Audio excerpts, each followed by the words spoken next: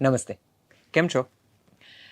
ડિસેમ્બરનો મહિનો છે અને ડિસેમ્બરનો મહિનો એટલે આપણે શિયાળાને ઉજવીએ, ટોઠા ને લીલી હળદરનું શાક ને રોટલો ને ઓળો ને ખેતરોમાં એક સરસ મજાની રાત ને ઠંડી ને અને 31st.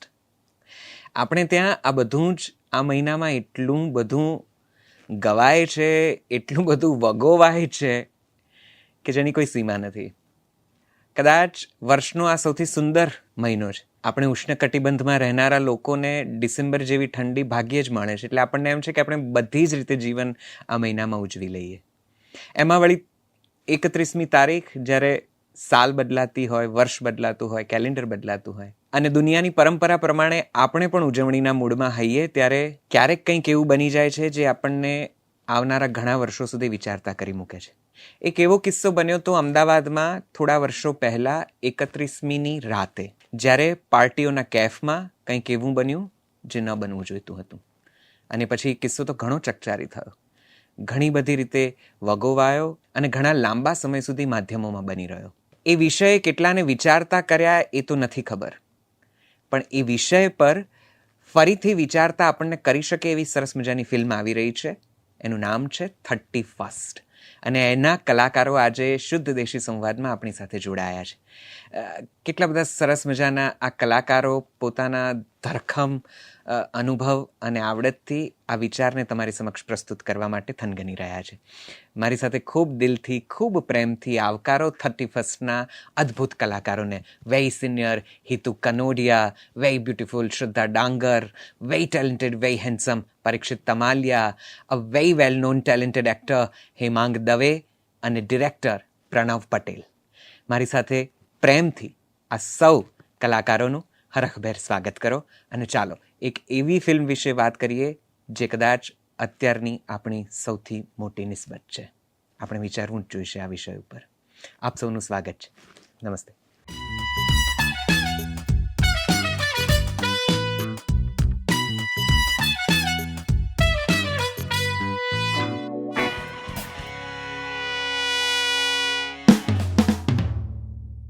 ખૂબ ખૂબ ખૂબ સ્વાગત છે આપ સૌનું. Thank you very much for joining. અને એક વખત જોરદાર તાળીઓ સાથે બધા જ ભાઈ.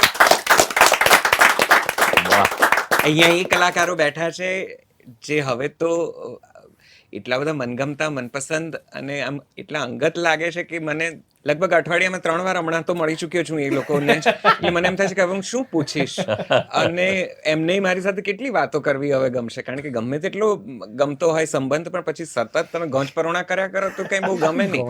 એટલે છતાં એ લોકો અમારા કેણ પર એક જ વારમાં અહીંયા પધારે છે અને આવે છે અને ખૂબ દિલ ખોલીને વાતો કરે છે. હું આપ સૌનું બહુ જ દિલથી, પ્રેમથી, આદરથી સ્વાગત કરું છું. Thank you.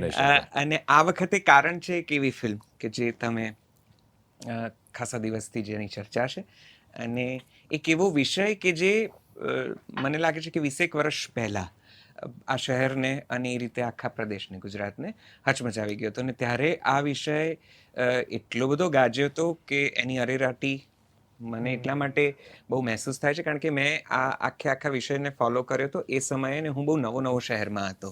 અને 31stનું એક આખું કલ્ચર કે જેમાં એમ હોય કે ના 31st તો ઉજવવી પડે, એ આખા દોરમાં હતા એ સમયે કે ના તમે નથી ઉજવતા જો 31મીની રાત, તો એ સમય હતો જ્યારથી તમે બોરિંગ છો એવું કહેવાનું કદાચ શરૂ થયું હતું. અને આવી સરસ મજાની ઉજવણીમાં બીજે દિવસે, ત્રીજે દિવસે આ ઘટના સામે આવી હતી અને લગભગ બધાને અઘરું પડી ગયું હતું આ સ્વીકારવું કે આ વાંચવું. તમે એની ઉપર આખી ફિલ્મ બનાવી. આ સવાલ તમને બધાને છે. શું અનુભવ રહ્યો આપનો? તમારામાંથી આ ઘટના કેવી રીતે નીકળી? તમારી વ્યક્તિગત સંવેદનાને એણે કઈ રીતે ઝકઝોડી છે? શું ફેરફાર આણ્યો છે? પ્રણવભાઈ પહેલી વખત છે અમારી સાથે. સ્વાગત છે આપનું. Thank you. સૌથી પહેલાં તો છે ને આ ઘટના વિશેની, હું પોતે અમદાવાદનો નથી, જેમ તમે કહ્યું એમ હું આણંદનો છું અને એ વખતે હું પણ ઘણો નાનો રહ્યો હોઈશ. મેં સૌથી પહેલાં 2017-18માં આ ઘટના વિશે સાંભળ્યું. નિર્ભયા કેસ એક થયો હતો અને એના આરોપીઓને સજા આપી હતી અને દે વેર વેઇટિંગ ફોર રાષ્ટ્રપતિનું જે માફી હોય, મળે તો કદાચ રદ થાય, ના મળે તો એ લોકોને ફાંસી આપવાની છે. આ બધું એ વખતે ન્યૂઝપેપરમાં ચર્ચાતું હતું. તો અમારા મિત્ર વર્તુળમાં અમે વાતચીત કરતા હતા, એમાં ઘણા બધા ઓપિનિયન બેઝિકલી બધા જનરેટ કરે. એમાંથી એક ઓપિનિયન ન્યૂઝપેપરમાં પણ ઇવન આરોપીના જે વકીલ હતા એ વખતે, એ પણ એક વાત વારંવાર કહેતા હતા કે છોકરી રાત્રે 12 વાગે બહાર નીકળવાની શું જરૂર હતી, અને એ પણ બોયફ્રેન્ડ સાથે, એટલે પછી આવું બધું થાય જ ને. આ એક બહુ એક જનરલાઇઝ કરીને એક સ્ટેટમેન્ટ લોકો પાસ કરે. અને બીજું કે આજકાલની છોકરીઓ થોડી કેરેક્ટરમાં એવી થઈ ગઈ છે, આવા સ્ટેટમેન્ટ લોકો પાસ કરે. અને મને, જે હું પહેલાં પણ કહી ચૂક્યો છું, મારા ફેમિલીમાં મેં મારી મધરને મારા દાદી સુધી લોકો જોબ કરતા હોય, એટલે એ લોકો રેગ્યુલર બહાર નીકળતા હોય ઘરે. અને મેં મારા ફેમિલીમાં ક્યારે આવી વાત નથી જોઈ કે સ્ત્રીઓ એક સર્ટન કેરેક્ટરની અંદર જ રહેવું જોઈએ, ઘરમાં જ રહેવું જોઈએ, રાત્રે આમ બહાર ના નીકળે. મારી સિસ્ટર્સ નવરાત્રિમાં રાત્રે 2 વાગ્યા સુધી, સવાર 4 વાગ્યા સુધી એ એમની ફ્રેન્ડ સર્કલમાં જ એ લોકો જતા હોય, કોઈ ઘરનું ફેમિલી સાથે ના હોય. પણ અમે ઘરમાં ક્યારેય એ વાત સાંભળી નથી. અને આ વાત સાંભળીને મને બહુ આમ અજુગતું લાગતું હતું. અને એ પછી એ જ મિત્ર વર્તુળમાં એવી ચર્ચા થઈ કે 2003માં અમદાવાદમાં આવો એક કેસ થયો હતો, 31 ડિસેમ્બરની રાત્રે. તો એ વખતે મેં પહેલી વાર સાંભળ્યું, અને મારા માટે એમ નવું હતું કે ગુજરાતમાં પણ આવું થયું હતું. એટલે મને એક ક્યુરિયોસિટી પેદા થઈ કે ભાઈ આ શું કેસ છે, જાણવું એમ. અને પણ એ વખતે સોશિયલ મીડિયા હતું નહીં, અને મીડિયામાં ઘણા બાયસ્ડ ઓપિનિયન હતા. એમાં 2 જ વસ્તુ હતી બધા જ આર્ટિકલ્સમાં, કાં તો છોકરીના કેરેક્ટર ઉપર વાત થતી હતી, અધરવાઇઝ બીજી વાત હતી કે દોષીઓને શું સજા મળી છે, એનો અપડેટ હતો બસ. પણ ઘટના શું થઈ હશે, એકચ્યુઅલમાં શું ઘટ્યું હશે, એના વિશેના કોઈ આર્ટિકલ જ મને મળ્યા નહીં ગૂગલ ઉપર. એટલે પછી મારી ક્યુરિયોસિટી એમાં પણ વધી કે એકચ્યુઅલમાં શું થયું હશે. અને પછી મારા એક મિત્ર છે, વકીલ મિત્રોમાંથી એક હતા, એમને મેં કહ્યું, તો એમણે હાઈકોર્ટમાંથી મને આખી જે કોર્ટ પ્રોસિડિંગ હોય અને જજમેન્ટ હોય છે, એમણે મને કાઢીને આપ્યું. 550 પાનાનું, 600 પાનાનું આખું એક કોર્ટ પ્રોસિડિંગ હતી, જે 4 વર્ષ કેસ ચાલ્યો હતો, 2004 થી લઈને 2008 સુધી. એટલે એ આખો કેસ, એનો ચુકાદો પણ આવી ગયો હતો. અને ઇવન મેં જ્યારે રિસર્ચ ચાલુ કર્યો ત્યારે તેના આરોપીઓ બહાર પણ નીકળી ગયા હતા. બરાબર છે. એટલે એ જે એને ડીકોડ કરવામાં જ મને 5 થી 6 મહિના લાગ્યા, કારણ કે એકદમ હાર્ડકોર કોર્ટની ભાષા હોય, એટલે ધારાઓ લાગેલી હોય અંદર, અને એની એક સર્ટન લેંગ્વેજમાં વાત થતી હોય, બહુ ક્રિપ્ટિક લેંગ્વેજ હોય ઘણી તો. અને આરોપીઓના નામ તો હોય જ નહીં, કે વિટનેસના નામ તો હોય જ, ન્યુમેરિકલ નંબર આપેલા હોય.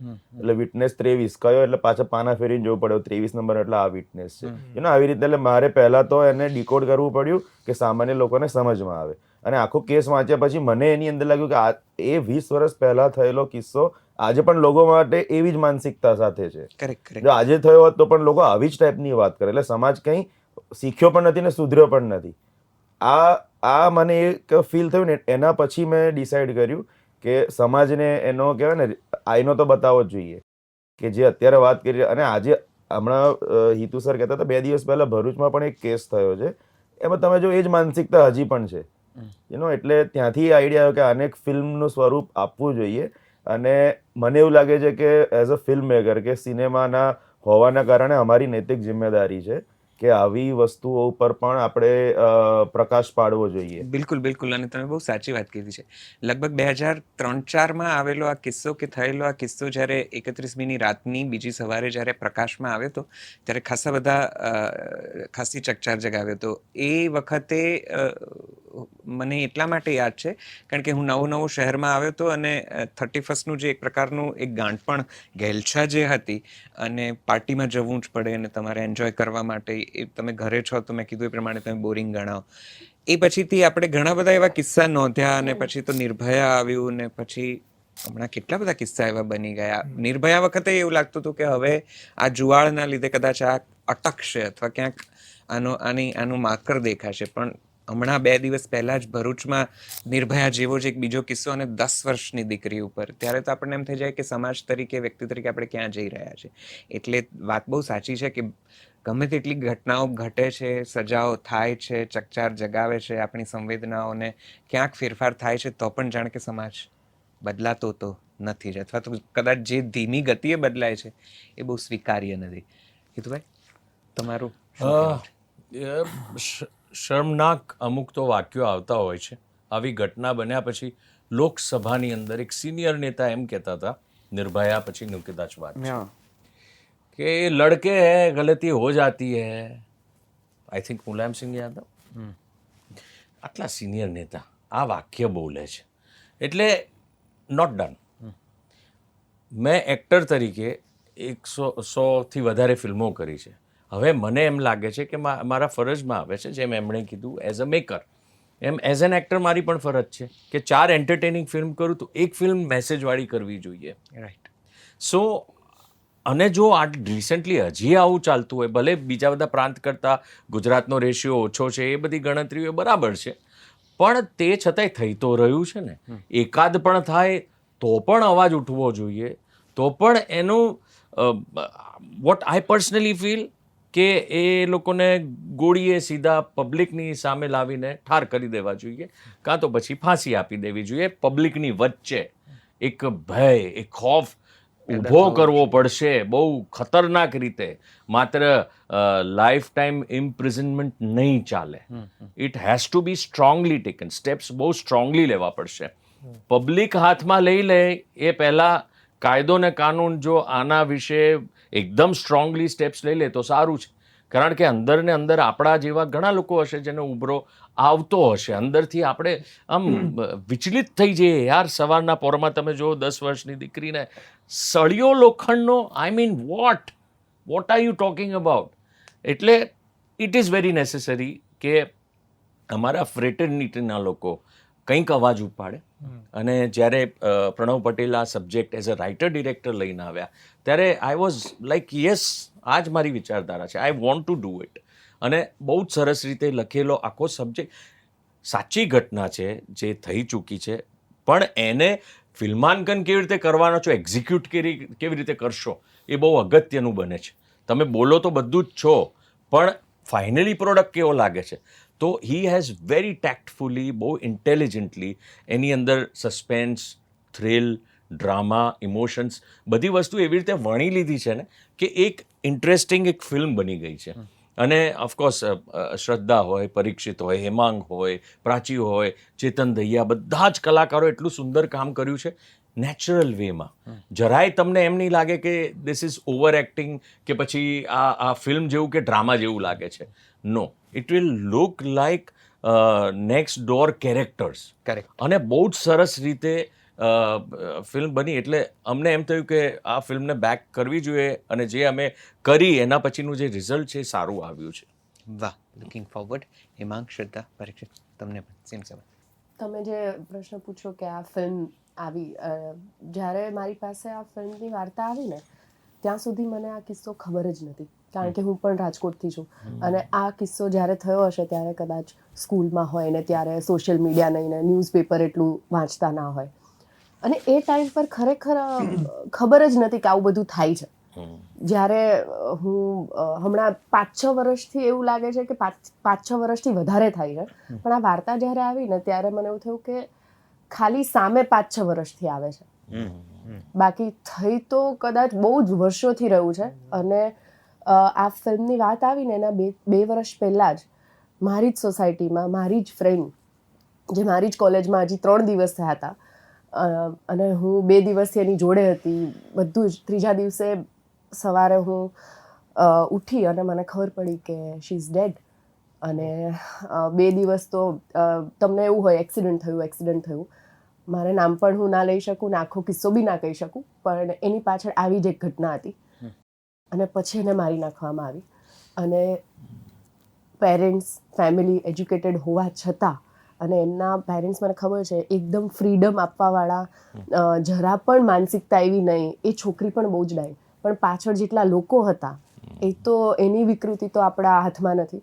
અને એ કેસ એટલે બહાર ના આવ્યો કે એ જ કે લાઈફ ટાઈમ પેરેન્ટ્સ પર કે છોકરી પર મરી ગયા પછી પણ સવાલો ઉઠશે અને બહુ જ બધું થશે. તો મારા માટે આંખ સામે બનેલી ઘટના હતી કે જે છોકરી જોડે હજી 2 દિવસ હું 24 કલાક રહી અને અચાનક આઈ ગોટ ધ ન્યૂઝ. તો એ છે ને બહુ મોટો ધક્કો હતો આમ મારી આંખ સામે. એની પહેલાં સોશિયલ મીડિયા પર કે જે કોલકાતા કેસ થયો એવું કંઈ મોટું મેં જોયું નહોતું. ઓર સ્કૂલમાં હોય તો તમને એટલું નોલેજ ના હોય. એના પછી તરત આ વાત આવી મારી સામે. તો આમ હોય ને કે હજી તમે એમાં છો અને આ ઘટના બહાર આવી કે આવું અમદાવાદમાં થયેલું છે જે અમને ખબર જ નથી. ઇવન રાજકોટમાં મેં વાત કરી, કોઈને ખબર નહીં.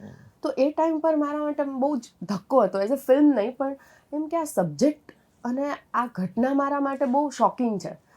તો આમાં ના પાડવાની તો વાત જ નથી, પણ મને વધારે જાણવું હતું કે આ ઘટનામાં શું થયું. ફિલ્મ તો સાઈડમાં કે ચલો તમે નરેશન લો કે બધું, પહેલાં મેં આવીને સરને એ જ કીધું કે મને આખી ઘટના વિશે કહો કે આવું કેમ થયું, અને આવું એના પાછળ આવું જેમ સરે કીધું કે સ્ટેટમેન્ટ જે રીતના આવતા હતા, તો એ બહુ જ શોકિંગ લાગે તમને કે લોકો આવું કેવી રીતે બોલી શકે. ઇવન અમારા શૂટથી લઈને અત્યારે રિલીઝ થાય છે આટલા વર્ષમાં એવા ઘણા કિસ્સાઓ થઈ ગયા કે હવે કદાચ લોકોને એવું લાગે કે હમણાં બન્યું એટલે અમે બનાવ્યું, પણ અમે બનાવ્યા પછી રોજે ન્યૂઝમાં કંઈક ને કંઈક આવે છે. એટલે આ ઘટના સ્ટોપ નથી થતી, પણ કદાચ કોઈ ફિલ્મ મારફતે કે અમારા થકી ક્યાંક આ વસ્તુમાં 1% બી ચેન્જીસ આવશે ને તો, એટલે આઈ ડોન્ટ નો આવે કે નહીં, કારણ કે આ જો એવી રીતે તો કોઈ શ્યોરિટી જોડે ના કહી શકે, પણ આ ઘટના બહાર આવી કે જે 4 લોકોની વાત છે ને કે ભાઈ લોકો શું વિચારશે, એટલીસ્ટ ત્યાં પણ થોડુંક ચેન્જીસ આવી જાય ને કે આવું બોલવાનું અટકી જાય તો પણ બહુ મોટી વાત છે. અને કેટલીક આમ હું હિતુભાઈ સાથે હમણાં વાત કરતો હતો ઓફ ધ કેમેરા કે કેવી આયરની છે કે એક સમયે જ્યારે આવા કોઈ સમાચાર આપણે વાંચતા હતા ત્યારે આપણને હાયકારો નીકળી જતો હતો કે અરે આવું કંઈક હવે એટલું બધું રોજિંદુ થઈ ગયું છે. રોજ સમાચાર પત્રોમાં ક્યાંક ને ક્યાંક પહેલા જે મોટી જગ્યા મળતી હતી, તમે એ પણ જરા ઓબ્ઝર્વ કરો તો છાપાઓમાં પણ એની જગ્યા સંકોચાતી સાવ નાની 2 કોલમ 2.5 કોલમ નાનકડી કોલમમાં સમાઈને રહી ગઈ છે. ફલાણા ગામે ફલાણી દીકરી ફલાણું ઢીકણી ઘટના. તો આપણી સંવેદનાઓ પણ કેટલી બધી ધીમે ધીમે સંકોચાતી જાય છે. પહેલા જોઈને કે વાંચીને આપણને એમ થતું હતું કે ઓ બાપરે આવું કંઈક થયું. હવે આપણને એમ થાય છે કે હા અહીંયા પણ થયું, અને તમે પાનું પલટાવી દો છો. તો આ ક્યાં ફેર પડ્યો છે એ તો કંઈક જુદો જ પ્રશ્ન છે. કેટલો ફેર પડ્યો છે એ બહુ જુદી વાત છે, પણ આ બહુ જ કડવી હકીકત છે જે કદાચ રોજ આપણે ચાના ઘૂંટડા સાથે ગમે કે ના ગમે ગળી તો જઈએ જ છીએ. એમાં પણ આપણા દેશની એક આયરની કહેવાય કે જે લોકો ગુનો કરે છે ને એ લોકો પછી બેફામ ફરે છે, અને જેમના ઉપર ગુનો થયો છે એ લોકો ગુના પછી પણ ડરતા ફરે છે. રાઈટ. કે ધારો કે કોઈ દીકરી ઉપર આવું થયું અને જો એ ગુજરી ગઈ તો મા બાપ પણ કહેતા ડરે છે સમાજમાં, કારણ કે ક્યારે પેલા લોકોના ગુંડાઓ કે ક્યારે પેલા લોકો પૈસાના જોર ઉપર કંઈક એમની સાથે કરી નાખશે. તો આ આપણા દેશની બહુ જ ખરાબ એક આયરની છે કે વી આ કાન્ટ કેસની સ્પીક મને અબાઉટ જેટલી ઇટ. ખબર છે ને હું જેટલો વાંચતો તો એ પ્રમાણે the same happen to this girl Yeah, also and yeah, the family, yeah. કે જેમાં રોજ એમની સાથે કોઈક ને કોઈક રીતનું ડીલિંગ થતું હતું. એમના ઘરે પેલા ચિઠ્ઠીઓ આવતી હતી ને પથરામાં આવતી હતી ને જાતના Yes, એમને ઓફર્સ yes. ને વગેરે બધું જ થતું હતું. પણ આઈ થિંક એ બહેન ખૂબ લડ્યા અને છેવટે કોર્ટના દરવાજે સજા સુધી પહોંચ્યું. પણ દેટ ઇઝ ટ્રુ. એક વખત આ ગુનો થઈ જાય પછીની ઘટનાઓ જરા વધારે દર્દનાક હોય છે. જી. એટલે 2025માં પણ આપણે આ વાત કરતા હોઈએ, એટલે 2025 Yes. Almost it's there um like Yes, 10 yes. days. તો કેટલી ડિસહાર્ટનિંગ ઘટના છે. અને તમે Absolutely. કીધું એમ કે હવે એવું પણ રહ્યું છે ને ઈશિતભાઈ, એવું પણ નથી રહ્યું કે કોઈ શહેર સુધી સીમિત હોય. Correct. પહેલા આપણે એવું સાંભળતા કે ના મોટા શહેરોમાં નહીં, હા. હવે એવું નથી રહ્યું. ભરૂચની વાત કરીએ છીએ આપણે. જ્યાં લગભગ બધા એકબીજાને ઓળખતા હોય. એક્ઝેક્ટલી, નાના શહેરોમાં એટલે તમે ગલીએ જાઓ તો બીજા ગલીમાંથી કોઈ ઓળખીતું નીકળે.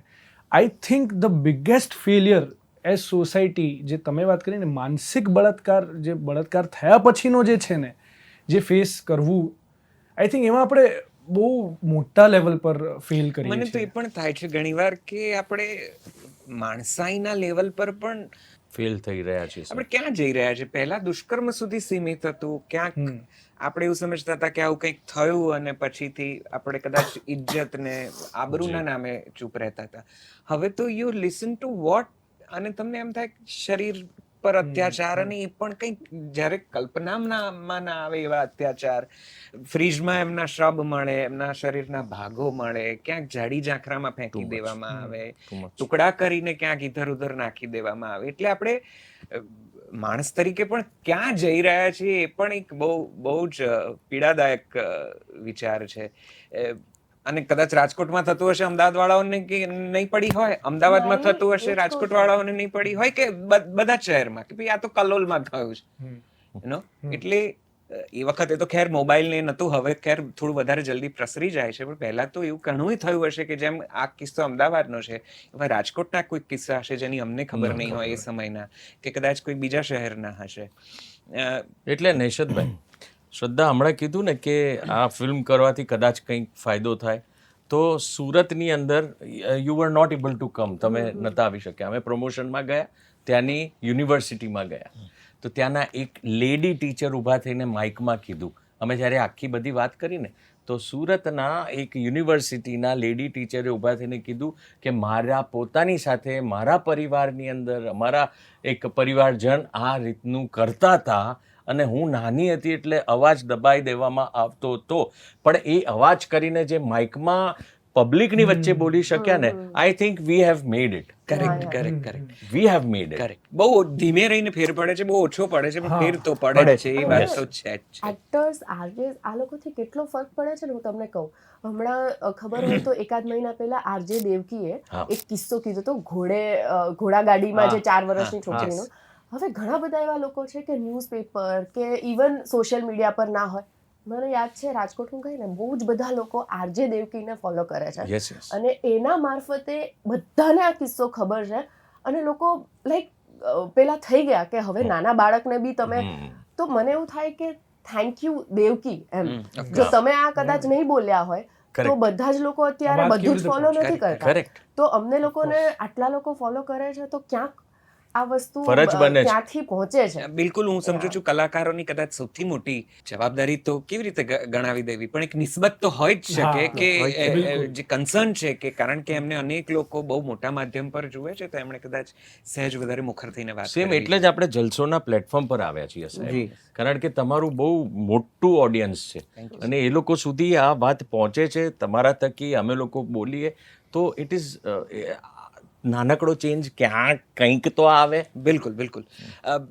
ફિલ્મની તરફ પાછા વળીએ, જો કે મને આ ચર્ચા ને હજી જુદા જુદા લેવલે જુદા જુદા છેડા સાથે કરવી ગમશે, વચ્ચે વચ્ચે ક્યાંક કંઈક એવું લાગે તો હું પૂછી છે ખરો. પણ પરીક્ષિત, આપણે હમણાં જેટલા મળ્યા, જેટલી વાર મળ્યા, એ વખતે બહુ જુદા કિરદારોની ને કહાણીઓની વાત કરી. 31st પહેલી વખત પોપ્યુલર ફિલ્મ ટર્મમાં જેને કહેવાય વિલનના રોલ સાથે તમે આવો છો અને આપણે જે દુષ્કર્મીની નામે હાય હાય કરી રહ્યા છે એ ફિલ્મમાં તમે કદાચ તમે એ રોલ ભૂલ ના કરતો તો તમે નિભાવ્યો છે અને સાવ જુદું છે તમે અત્યાર સુધી જે કરતા આવ્યા છે એને. કેટલું ચેલેન્જિંગ રહ્યું? એકચ્યુઅલી છે ને, આપણે હમણાં વાત કરી રહ્યા હતા ને, તો આ સબ્જેક્ટ અને એની ગંભીરતા મને પર્સનલી પ્રમોશન્સ વખતે વધારે ટચ થઈ છે. કારણ કે જ્યારે શૂટ કરતા હોય ત્યારે 50 બીજી વસ્તુઓથી ઘેરાયેલા હોય. ટાઈમસર પતવું જોઈએ, સરસ થવું જોઈએ, અચ્છા આયા છે આ લોકો, અચ્છા આ એક્ટર નથી આવ્યો, અચ્છા રિહર્સલ્સ કરી લઈએ. પણ પ્રમોશન્સમાં 1-on-1 જે લોકોને ફિલ્મ સાથે નિસ્બત નથી, એ લોકોએ આ સબ્જેક્ટ ઉપર ચર્ચા કરી છે અમારી સાથે. જેમ સરે વાત કરી હમણાં, જેમ અમે રાજકોટ ગયા અને જે દીકરીઓ ઊભી થઈને જે વાત કરી રહી હતી, એટલે સરે કીધું એમ જવાબદારી તો છે એક્ટર તરીકે, કલાકાર તરીકે અમારી વાત. અને આઈ વોઝ વેરી એક્સાઇટેડ અને આઈ એમ ઇવન મોર એક્સાઇટેડ નાઉ કે નેગેટિવ લીડ એક એવી ફિલ્મમાં કરવા મળ્યું કે જેની વાત બહુ સોલિડ છે. ફર્સ્ટ ઓફ ઓલ એવી ફિલ્મમાં કરવું કે જેમાં મજા ના આવે, અને મારું ઠીક પણ ઓવરઓલ આ એવી વાત છે કે તમે સિક્સર મારી દો પણ ટીમ હારી જાય તો મતલબ નથી. રાઈટ. તો વાત બહુ મજાની છે. અને વાત કેમ મજાની છે? કારણ કે જરૂરી છે, જેમ આપણે આગળ બધી ચર્ચા કરીએ. તો ચેલેન્જિંગ સાયકોલોજીકલી થોડું હતું. ઇનિશિયલી એ પણ ચર્ચા મારે પોતાની જાત સાથે કરવાની હતી કે હું કરેક્ટ ડિસિઝન લઈ રહ્યો છું કે નહીં, કરવું જોઈએ કે નહીં. બટ એ છે ને નૈશદભાઈ, મારે બહુ વખત મનોમંથન એટલે ના કરવું પડ્યું કારણ કે આઈ વોઝ વેરી ક્લિયર કે એક્ટર તરીકે એકનું એક જ કામ જો કરવાનું હોય એક પ્રકારનું જ, તો કેટલું બોરિંગ છે. શું તમારા થકી હવે રૂપાળા વિલનોનો જમાનો આવશે ગુજરાતી? લેટ્સ હોપ કે આવા વધારે વિલન્સ બહુ સમાજમાં કે ફિલ્મોમાં જોવાની જરૂર જ ના પડે. પણ હા, એટલે I don't mind failing, I mind not trying at all. વાહ, એ વાત. એટલે સેમ ગોઝ ફોર હેમાંગને પણ આ પૂછવા એટલા માટે માંગીશ કારણ કે મોટાભાગના કિરદારો કહાણીઓમાં જેમાં તમે દેખાયા છો ત્યાં ક્યાંક ને ક્યાંક કોઈક એક હળવો રસ તમે જગાડ્યો છે, ક્યાંક હાસ્ય નિષ્પન્ન કર્યું છે, થોડું ઘણું હ્યુમર એડ કરવાની કોશિશ ક્યાંક ને ક્યાંક રહી છે તમારી. એ પારિવારિક હોય કે દોસ્તીની ફિલ્મો હોય કે કોઈ પણ પ્રકારનો વિષય હોય. આ તો ફિલ્મ જ શરૂઆતથી જ હું સમજુ છું કે ગંભીરતા તરફ હશે, નિસ્બત વાળી હશે, એનું એક ગાંભીર્ય હશે. અને આમાં શું તમે આમાં આઈ એમ શ્યોર કે પ્રણવભાઈએ બહુ તસ્દીપૂર્વક કાંઈ હુમર ન આવે અથવા તો ખોટું ન આવે એનું કદાચ ધ્યાન રાખ્યું છે. તો તમે ક્યાંથી જગ્યા કરી, કેવી રીતે ને શું? એટલે I am sure that it must be very challenging for you too. Yeah it was. તમારે કંઈ કહ્યું છે આમાં? ના, મારા માટે ઓફકોર્સ આ ચેલેન્જિંગ હતું, કારણ કે મોટા ભાગે મેં કોમેડી કિરદાર વધારે કર્યા છે, પણ સિરિયસ કિરદાર પણ કર્યા છે. મેડલ ફિલ્મ હતી, બેહાર હતી, એ બધામાં. પણ આમાં ચેલેન્જિંગ વધારે એટલા માટે હતું કારણ કે એમનું જે રિસર્ચ હતું ને એ અદ્ભુત રિસર્ચ એમણે કર્યું છે સૌથી પહેલાં તો. અને આમાં દલીલો કરવાની, એ જાતની કલમો, એટલે આમાં તમે ડાયલોગમાં આઘું પાછું તો કાંઈ કરી જ ના શકો. તમારી લાઈન બી ઉપર નીચે ના થવી જોઈએ આમાં તો. હવે હું થોડોક માણસ ઇમ્પ્રોવાઇઝેશનનો ખરો, એટલે મને સ્ક્રિપ્ટની બહારનું કંઈક એડ કરવાની મજા પડે. પણ આમાં તો કોઈ, એટલે સર રોજ દોરડું લઈને આવતા હતા, એટલે મને બાંધી દેતા હતા પહેલા કે આટલું જ કરવાનું છે. કટ કર્યા પછી બહુ બોલે ને. હેમાંગીની નું આમ પ્રકૃતિ કે એની આખી ઓળખાણ જ એવી થઈ ગઈ છે કે નામ પડે તોય આપણને જરાક આમ ચહેરા પર બે હોઠ ખેંચાઈ જાય કે અરે આમાં કંઈક આવશે. મને બહુ મને વિચારીને બંધિયાર લાગે છે કે આને કઈ રીતે બાપાએ કર્યું હશે. We know કે અરે આને કેમનું કર્યું? એ શોર્ટ પૂરતું જ હતું. એ શોર્ટ પૂરતું. પ્રમોશન તમે વિચાર કરો, હેમાંગ ના હોય, બધું બહુ સિરિયસ થઈ જાય. એટલે મને એવું થાય હેમાંગ કોઈ ફિલ્મમાં હોય કે ના હોય, એમને લઈ જ એ બધી ખોટ પૂરી કરે જ છે. તમારે છે ને કોઈ ફિલ્મમાં હોય કે ના હોય, આવી જ જવાનું. Did you enjoy yeah of course the new shade or the different shade of your? ના, મને તો બહુ મજા પડી શૂટ કરવાની, અને વિથ ઓલ ધીસ સ્ટારકાસ્ટ અને આવા ડિરેક્ટર્સ સાથે શૂટ કરવાની બહુ મજા પડી. પણ હા, મારા માટે અઘરું તો રહ્યું, ડાયલોગ્સ ને આ તે બધું. It was tough for me as well. Okay. હું એક વસ્તુ કહીશ. એક વસ્તુ છે ને, આપણે સ્ટીરિયોટાઇપને બ્રેક કરવાનું પણ એક મને ગમે. સો જાણી જોઈને અમને એવા કેરેક્ટરમાં લેવાતા જે સિરિયસ હોય. હમણાં કેરેક્ટર પરીક્ષિત પણ તમને જોઈને વિલન જે ચોકલેટી બોય, પણ છતાં એને એમાં નાખીને પછી જો ફ્લેવર નીકળે ને એમાં મજા આવે. તું આખી કારણ કે સબ્જેક્ટ ખૂબ ચર્ચાસ્પદે રહેલો, એનો નિર્ણય પણ આવી ગયેલો, જજમેન્ટ થઈ ગયેલું, કેદીઓ પણ કદાચ હું સમજુ છું તમે લોકો ફ્લોર પર ગયા છો ત્યારે તો બહાર આવી ગયા, તમે કીધું એમ. They are living lavish life right now. તમે પરિવારને મળ્યા હતા? તમે એમની સાથે કોઈ જાતની કોઈ એટલે સ્ટોરી કે રિસર્ચ કે પ્રોડક્શનના ભાગરૂપે ડીડ યુ ન મળવાનું રીઝન કહું, ઈચ્છા તો ઘણી હતી, પણ હંમેશા કેવું હોય, કોઈ પણ ઘટના ઘટી હોય ને, લાઈક હું જો પાર્ટી હોઉં ને, હું બાયસ્ડ હોય એના માટે, તો મારે ન્યુટ્રલ રહેવું હતું. કારણ કે ઘટના તો ઘટી ગઈ છે, અને જેને મળીએ, જો હું વિક્ટિમના પક્ષ તરફ મળું તો એ બધી એ જ તરફની વાતો કહેશે. અગર હું અક્યુઝના પક્ષ તરફ મળું તો બધા એ તરફની જ વાતો કહેશે. રિયાલિટી એ બેની વચ્ચે કંઈક હોય.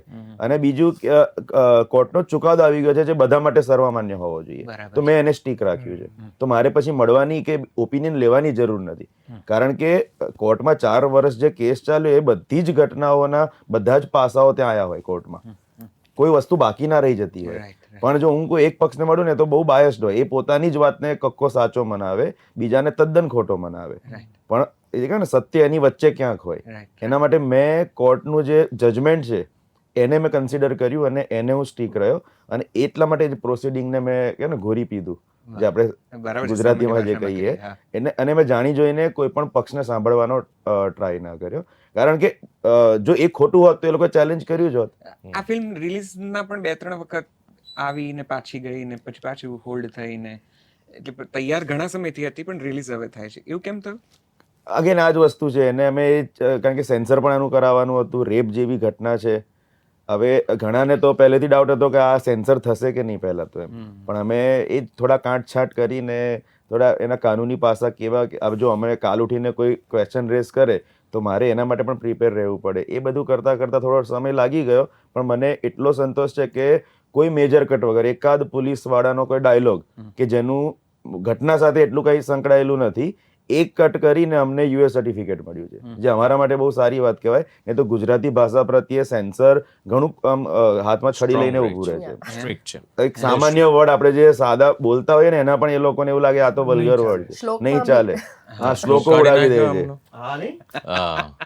એટલે એ ત્યાં આગળ, અને હું હંમેશા મારા દરેક ફિલ્મમાં સેન્સર માટે હું જાતે જ ત્યાં જાઉં તો છું. થોડાક આપણા ઓળખીતા બધા નથી ના ના, કોઈ જો કામમાં ઓળખીતા હોય તો કશું કામમાં પેનલ જ નથી એટલી. આવતું. એટલે ઓળખીતો સેન્સરમાં હવાલદાર બે કામમાં ડંડા વધારે ના મારે. ના ઓળખીતા છે ના, એટલે જ ના. આ થાય છે. ના ના ના, એવું એ તો પછી ઓળખીતો હવાલદાર બે ડંડા વધારે મારે. નહીં, સેન્સર એવી રીતના કામ નથી કર્યું. એ વખતે કોણ 5 જણા આવશે કોઈને ખબર ના હોય, અને જો ઓળખીતા હોય ને તો પેનલ ત્યાં આગળ ભંગ પણ થઈ શકે છે. બરાબર છે. આવી રીતનું હોય છે. અને સૌથી મેઇન શું છે, ત્યાંનો જો ઓફિસર હોય ને એ મરાઠી ભાષી હોય છે, એ ક્યારેય ગુજરાતી હોતો જ નથી, અને અડધી ભાષાની તો ખબર જ નથી હોતી. મેં આજથી 6 વર્ષ પહેલા આનો મુદ્દો ઉઠાવ્યો હતો લલ્લન ટોપ જે છે આજ તકનું, એની અંદર કે સેન્સરની પ્રોસેસ જે છે ને આખી એ એકદમ પૂરા જૂના જમાના ટાઈપથી ચાલી, એક કહેવાય ને કે એક આપણે નહીં કહેતા કે એક રિવાજ પડી ગયો છે, રિવાજ જેવી છે, એના અંદર પણ ઘણા રિફોર્મની જરૂર છે. એટલે એક આપણે આખો ટોક આની ઉપર થઈ શકે એવું છે સેન્સર. હા, એટલે હું સામેથી જ જાઉં છું, અને એ લોકો એટલા બધા પ્રશ્નો પૂછે, હું તો ત્યાં ઉભો, હું આખો થોથું લઈને જ ગયો હતો. એ મને કોઈ સવાલ પૂછે, હું પાના ફેરવીને બતાવતો હતો, આ થયેલું છે સર, આ કોર્ટનું જજમેન્ટ છે. તો એ તો પ્રોસીડ, એ ભાષા તો કોર્ટ રૂમમાં કહેવામાં આવી છે, મેં એ જ ભાષા અહીંયા કહી છે, તો you can not erase it. તમે એવું ના કહી શકો આ તો સભ્ય ભાષા નથી કે આ નથી તે નથી. આવી રીતના લડી લડીને અમે સેન્સર લીધું. એટલે એક એમાં જોતા એ સમય સારું લાગ્યો. થયું નેશદભાઈ કે હવે ફેમિલી ફિલ્મ બની ગઈ છે આ. તમે પરિવાર સાથે બેસીને જોઈ શકો છો.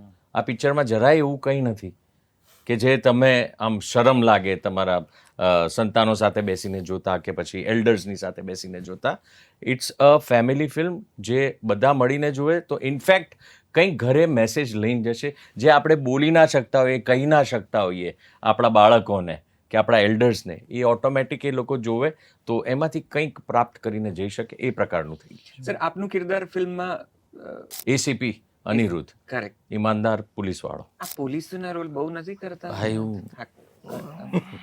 એટલે મેં સાચું કહી દઉં, મેં એક જોડી કપડાં સીવડાવી દીધા છે, એટલે ખાલી એમને બધાએ બે જ અહીંયા જે લગાવવાના બે ચાર હોય stars હું stars બતાવેલો, ને હું બધું. તમને આપી હા. રાખું છું. શૂઝ મેં કરી દીધા કેમ કે સિક્રેટ સાન્ટા સાન્ટા રમીએ, હું હા, તમને એવું, આપી. એવું. એટલે શૂઝમાં હીલ બનાવી દીધી હોય, પરીક્ષિત જેવો બાજુમાં ઊભો રહે તો પછી હીલ વીલ મારા સ્પેશિયલ કરી દીધા છે પોલીસના. એટલે નૈશદભાઈ જો પોલીસના રોલ હું ઘણી બધી ફિલ્મોમાં કરું છું, but what I am taking care is કે એ બધા જ કેરેક્ટર અલગ હોય છે. એટલે પોલીસવાળો ખરો, કોપ ખરો, પણ એને નિભાવ્યા છે મેં અલગ અલગ રીતે. તમે કમઠાણનો લઈ લો, અલગ લાગશે. તમે રાડોનો લઈ લો, અલગ લાગશે. તમે આ ફિલ્મ 31 એ પણ અલગ લાગે. આમને માધવ સાથે એટલો પ્રેમ છે ને મારા દરેક ઇન્ટરવ્યુમાં ખબર નહીં તારા રા રા રા રા ક્યાંથી આવી જ જાય છે દરેક વખતે. સો માધવનો લઈ લો. નો સર સો ત્યાંથી એ પછી તો સાબરમતીમાંથી ઘણા પાણી વહી ગયા એટલે વાંધો નથી આપણે. સો માધવ ઓલ્સો અલગ. સો આવી રીતે આઈ ટ્રાય એન્ડ ડિફરન્શિએટ. ફાટીને મારી ફિલ્મ આવી રહી છે, એમાં ઓસ્ટ્રેલિયન કોપ બન્યો છું સર, ઓસ્ટ્રેલિયાનો કોપ. ગુજરાત નાનું પડ્યું તમને. એટલે મેલબર્નમાં શૂટ કર્યું હતું એટલે ત્યાં જઈને એટલે દરેક અલગ એમાં ફ્લેવર લાવવાની હું કોશિશ કરું છું. એટલે it's a exam for me also as an actor કે દરેક વખતે શું કરો. બટ મજા આવી રહી છે. આજકાલ નવા સારી સારી કન્ટેન્ટોવાળી ફિલ્મ બને છે ને, બસ હું એમાં જ ખુશ છું. પણ બહુ સુંદર કન્ટેન્ટ પણ ઘણી વખત બહુ વેલ રિસીવ્ડ નથી થતો, ત્યારે એ દુઃખ થાય. જેમ કે કમઠાણ આમ અદ્ભુત નવલકથા ઓટીટીમાં બહુ સરસ ચાલી રહી છે અત્યારે. અત્યારે ઓટીટીમાં જ્યાં જઈએ ત્યાં પબ્લિક અમને મળે છે, હા કમઠાણમાં મજા આવી ગઈ. મેં કીધું થિયેટરમાં જવું હતું ને, એવું થાય કહેવાનું મન. પણ વોટેવર અત્યારે છે ને ટ્રાયલ એન્ડ એરર આપણી ઇન્ડસ્ટ્રી ચાલી રહી છે. સો એ ટ્રાન્ઝિશન પીરિયડ હંમેશા આવે જ છે કોઈ પણ ઇન્ડસ્ટ્રીમાં. So this is that transition period. આની અંદરથી હવે જે છાંટીને જે બહાર આવશે ને એ એકચ્યુઅલ ગુજરાતી ફિલ્મ ઇન્ડસ્ટ્રી હશે, અને એકચ્યુઅલ સિનેમાના સર્વાઈવર્સ હશે. બરાબર છે. અને એ પછી જે ફિલ્મો બનશે અને પબ્લિક રિસીવ કરશે એ ખરેખર બહુ મજા આવશે. વર્ષને રિસીવ બહુ સારી રીતે ઓડિયન્સે કરી હતી. થેન્ક યુ વેરી મચ ઓડિયન્સને બધા. અને હિલારોએ બહુ પ્રશંસા મેળવી. એટલે હવે મને લાગે છે હિંમત ખુલી રહી છે અને કરી રહ્યા છે. અને હું હમણાં જ રાઉન્ડ ટેબલ અમે લોકો કરીને બેઠા છીએ ત્યારે મેં દરેક વખતે મારી પાસે એક જ મુદ્દો હતો વારંવાર કહેવા માટે કે કેવું સરસ મજાનું વિષયો આપણે બિગ સ્ક્રીન ઉપર ગુજરાતી ફિલ્મોમાં જોઈ રહ્યા છે, જે કદાચ હિન્દી ફિલ્મોમાં તો ખેર એમનો બહુ મોટો બહોળો વિશાળ વર્ગ છે, પહોળો પટ છે, એટલે કદાચ ત્યાં આવે વાત જુદી છે, પણ આપણે તો જસ્ટ 2-5-10 વર્ષથી કંઈક ધક્કા મારવાની કોશિશ કરી રહ્યા છે. દરમિયાન કેટલા સુંદર સબ્જેક્ટ્સ આપણે જોઈ રહ્યા છે. Yes sir. આ ફિલ્મ પર્ટિક્યુલરલી અને જે કિરદાર જેની સાથે આ થયું એની બહેનનું કિરદાર, જો હું ભૂલ ન કરતો હોઉં તો, અને કદાચ આ આખી ફાઇટ એની જ છે યસ. ઓરિજિનલી પણ અને ફિલ્મમાં પણ તમે એ પ્રકારનું પાત્ર નિભાવ્યું હશે. કેટલું પડકારજનક રહ્યું? કઈ રીતે આ વાર્તા તમારી અંદર ગૂંથાઈ? એટલે હું એવું નહીં કહું કે બહુ જ ચેલેન્જિંગ, કારણ કે તમે કોઈ પણ સ્ત્રીને કે પુરુષને આ ઘટનાની વાત કરો એટલે ગુસ્સો આવે, અને તમને એ થવાનું જ છે કે હું લડી લઉં આના માટે. અને મારું હંમેશા એ થોડુંક રહ્યું છે, સ્કૂલમાં હોય ત્યારથી, કે કોઈ બીજાને કંઈક થયું હોય તો એની પહેલાં હું કરતી હોય કે મેડમ જુઓ ને, પેલીને જવું છે ઘરે, તમે એટલે એ તમારી અંદર, બધાની અંદર હોય ક્યાંક ને ક્યાંક. પણ હા, એક વસ્તુ છે કે તમે એઝ એન એક્ટર તમારું 100% આપો તો પણ જે ફેમિલી પર જે વીત્યું હોય એ તમે ઇમેજિન જ ના કરી શકો. એટલે એઝ એન એક્ટર મેં કદાચ 100% આપ્યું હશે, પણ કદાચ જસ્ટિફિકેશન એની બહેન જેટલું નહીં આપી શકી હોય. મને ખબર જ ના હોય ને કે આ વસ્તુ આખું જે ફેમિલી છે એના માટે કેવી રહી હશે. આપણે ખાલી અહીંયા બેઠા બેઠા વિચારતા હોય કે ઓ શિટ, આવું થયું, પણ જેમના પર વીત્યું હોય એ તો યુ કાન્ટ જસ્ટ ઇમેજિન. એટલે મને નથી ખબર કે આ જે ચૈતાલીનું પાત્ર છે એ અને એની સગી જે બહેન છે એના ઉપર જે વીત્યું છે એમાં કેટલું બેલેન્સ છે કે કઈ રીતનું છે. પણ વાર્તા પ્રમાણે મને ઘણી બધી જગ્યા પર એ ઇમેજિન કરવું બહુ ડિફિકલ્ટ હતું. પણ હા, એક વસ્તુ છે કે જ્યારે તમને આ કિસ્સો સામે આવે તો એ અંદરથી જે ઉકળાટ હોય એ આવી જ જાય. મારે પણ નાની બહેન છે, તો હું જસ્ટ ખાલી એટલું વિચારું કે રાતે બહાર ગઈ છે ને એનો એક કોલ આવે છે કે હું ક્યાંક સ્ટક છું, તો મારા માટે કઈ જાતનું પેલું હોય. કારણ કે સરે જેમ વાત કરી કે માનસિકતા બધાની હવે એવી થઈ ગઈ છે કે છોકરીનો વાંક હશે કે આમ હશે, પણ ઘણીવાર એ માનસિકતા ના પણ હોય ને. જેમ કે હું, મારા પેરેન્ટ્સ, અમે લોકો એવું નથી વિચારતા કે છોકરીના વાંકને લીધે પણ ડર રહે છે. મેં જો મારી જ સોસાયટીમાં જે આ થયું હતું કે છોકરી આટલા લોકો જોડે બહાર ગઈ, હવે મને ખબર છે એનો વાંક નથી ને, અમે લોકો એવા માણસો નથી કે ફ્રીડમમાં પેલું કરીએ, પણ મારી અંદર ડર રહે છે. એટલે રિદ્ધિ બહાર જાય ને તો મારી અંદર એક ઓલું રહે કે તું મને ફોન કર. હવે આ ડર જે બેસી ગયો છે ને એ છે ને, એ નીકળવો ખબર નહીં કેટલી વાર લાગશે. એ તો કદાચ આખા સમાજે પણ એ બહુ મોટો પ્રયત્ન કરવો પડે કોઈનામાં ભય બગાડવો હોય તો. પણ મારી એક સવાલ સાથે હું જરાક આપણા બહુ જાણીતા ચોકઠા ઉપર આવવા માંગુ છું, પણ આ સવાલ બહુ અગત્યનો લાગે છે મને પૂછવો, અને ખાસ કરીને અમારી બધા વચ્ચે તમે જ્યારે બેઠા છો ત્યારે, કે મોટે ભાગે તમે માનસિકતાની એ વાત કરી કે મોટે ભાગે આવું કંઈક થાય ત્યારે સૌથી પહેલી આંગળીઓ સ્ત્રી પર ચિંતાતી હોય છે કે શું કામ મોડી રાત્રે નીકળવું જોઈએ, કે આવા કપડાં કેમ પહેરવા જોઈએ, કે તો પછી આમનો જ વાંક હશે, કે તો મોટે ભાગે પેલા એક ખાસ પ્રકારના આરોપો સ્ત્રી જાતિ ઉપર ઘડી દેવામાં આવતા હોય છે. અને આજે પણ આ 2004ની ઘટના છે, પણ 24માં કંઈ બહુ બદલાયું નથી. કેમ રાત્રે બહાર નીકળીએ છીએ અને કેમ આવા કપડાં પહેરીએ છીએ, અને આપણે શા માટે કોઈ પુરુષ સાથે દોસ્તી રાખવી જોઈએ, અને આપણે કેમ એકલા ફરવું જોઈએ, ને આ પ્રકારના આરોપો જ્યારે તમે સાંભળો છો સ્ત્રીઓ ઉપર થતા, ત્યારે તમને તમારે સ્ત્રી તરીકે શું કહેવું છે, અને તમને શું લાગે છે? તમે કઈ રીતે આને રિએક્ટ કરો છો, કઈ રીતે જુઓ છો? એટલે આની કોઈ સીમા જ નથી એમ કે તમે શું કહી શકો ને અને તમે કેટલું સમજાવી શકો, એની કોઈ સીમા જ નથી. કારણ કે આજે તમે આ વાત સાંભળીને આવતીકાલે કોઈક એવું બોલશે કે જે તમને એવું થાય કે આ તો વિચાર્યું નહોતું, એવું બોલે છે આ માણસ. અને ઘણા વર્ષોથી આપણે એવું બોલીએ છીએ કે હવે અમારા ઘરમાં તો ભાઈ અમે બધી સ્ત્રીઓને ભણાવીએ છીએ, અમારા ઘરમાં તો અમે જોબ પર બી જવા દઈએ છીએ, અમારા ઘરમાં મારી વાઈફને ફ્રેન્ડ્સ હોય તો બી મને વાંધો નથી. પણ પછી જે સેન્ટેન્સીસ આવે છે ને એને એજ્યુકેશનને કોઈ લાગતું વળગતું જ નથી. ક્યારેક એવું થાય કે તમે ખાલી ભણવા બહાર મોકલો છો કે જોબ કરવા, પણ એ બી દોરી તો તમારા હાથમાં જ છે. એટલે જો લેટ થશે કે કંઈ બી આવું કંઈ થશે કે ઘરે આવીને પેલી ખાલી એમ બી કમ્પ્લેન કરશે ને કે મારી જોડે આજે બસમાં એક માણસ મને આવી રીતે જોતો હતો, તો એવું જ કહેવામાં આવશે કે તો આપણે જોબ નથી કરવી, એટલે છેલ્લે દોરી તો બધા હાથમાં જ રાખે છે. અને બધા સાઈડથી અત્યારે તમે ને મેં એટલું બધું સાંભળ્યું છે ને કે કોઈ એક પર્ટિક્યુલર વાત નથી કે જ્યાં આપણે સમજાવી શકીએ કે કદાચ આમ કરશે ને તો આ વસ્તુ, આ માનસિકતા ઓછી થશે. There are so many sentences જે રોજ એટલે હું તો બહુ નાની પડું આ વસ્તુમાં, કારણ કે અડધા તો સેન્ટેન્સીસ એવા હશે કે મેં સાંભળ્યા નથી. જેમ કે સરે એવું કીધું કે આટલા બધા નેતા, આવડા મોટા નેતા હોવા છતાં એમણે આવું કીધું હતું. હવે આમ એટલે તમે હેલ્પલેસ છો, શું કહેવા જાવ તમે? આના માટે એક છે ને ટર્મ છે, MTV ઓડિયન્સ જ્યારથી ક્રિએટ થયું ને 91 થી જર્મનીની વોલ પડી ને ત્યાર પછી એક ટર્મ કલ્ચર, જે આપણે અત્યારે મિલેનિયમ બોયઝ હતા, પછી ઝેન્ઝી થયા, એવી રીતના we are right now living in rap culture. Rap culture શું છે? બેઝિકલી કોઈ પણ જનરેશન હોય, આપણી ત્રીજી પેઢી આજથી પહેલાની, આપણી આગળની પેઢી, આ પેઢી, બધાની અંદર એક ટાઈપના જે કહેવાય ને કે સર્ટન નોર્મ્સ ઘર કરી ગયા છે કે આવું થાય ને એટલે દાખલા તરીકે નીચે ગલ્લો હશે, તમારા ઓફિસમાં જોબ કરતા છોકરા છોકરીઓ બંને, જો આમ કહેવાય ને ખુદાના ખાસ્તા કોઈ એક છોકરી સિગરેટ પીતી પણ હોય ને તો લોકો તરફથી જ આ તો કેરેક્ટર લેસ જ હશે. આમ મનની અંદર વિચારી લેવું એ જ રેપ કલ્ચર છે.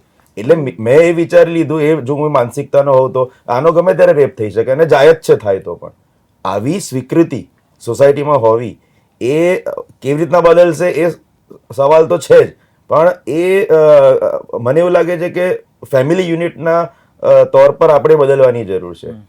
પેરેન્ટ્સે જ પોતાના બાળકો સાથે થોડું લિબરલ થવાની પહેલા તો જરૂર છે, રાધર દેન કે એ રિસ્ટ્રિક્ટ કરવા કોઈ પણ વસ્તુ માટે કે તમે આમ ના કરો, પેલું ના કરો. હું એવું કહું છું કે જેમ તમે કહ્યું ને, બોયફ્રેન્ડ હોય કે પુરુષ મિત્ર હોય એને અપરાધ ભાવથી જ પહેલા તો જોવાનું બંધ કરો.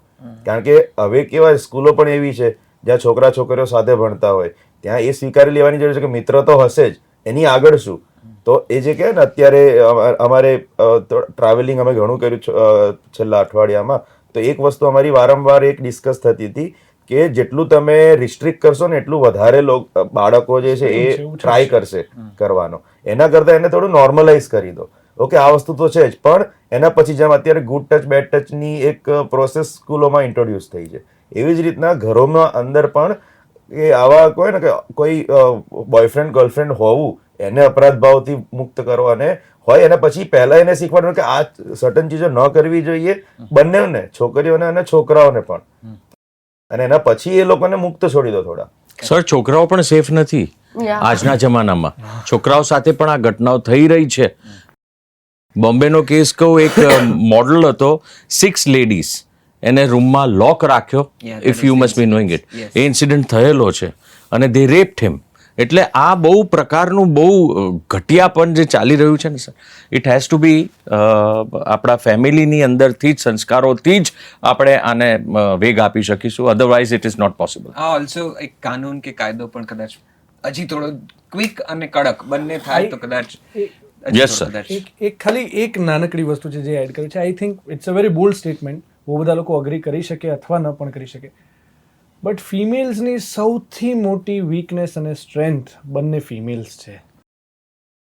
આઈ ડોન્ટ સી મેલ્સની રાહ જોવી અને એ લેવલે જવું હોય કે મેલ્સ આવીને હેલ્પ કરે તો આઈ ડોન્ટ માઇન્ડ, બટ મને નથી લાગતું કે એમની જરૂર છે. આઈ ડોન્ટ થિંક એ લોકોને એ લેવલે જવાની જરૂર છે. ફિમેલ્સને સૌથી પહેલો કાંધો ફિમેલ્સે જ આપવો પડશે. આવી દશા થાય ત્યારે મેં બહુ બધી આસપાસ એવી સ્ત્રીઓને પણ જોઈ છે કે બેટા આપણે તો આવવું જ હોય. શા માટે આવવું હોય? આપણે ચૂપ જ રહેવાનું, તારે નહીં બોલવાનું. આ મેં બાપ કરતા મેં મા પાસેથી વધારે સાંભળ્યું છે અને મેં મારી નજરે જોઈ છે આ વસ્તુ.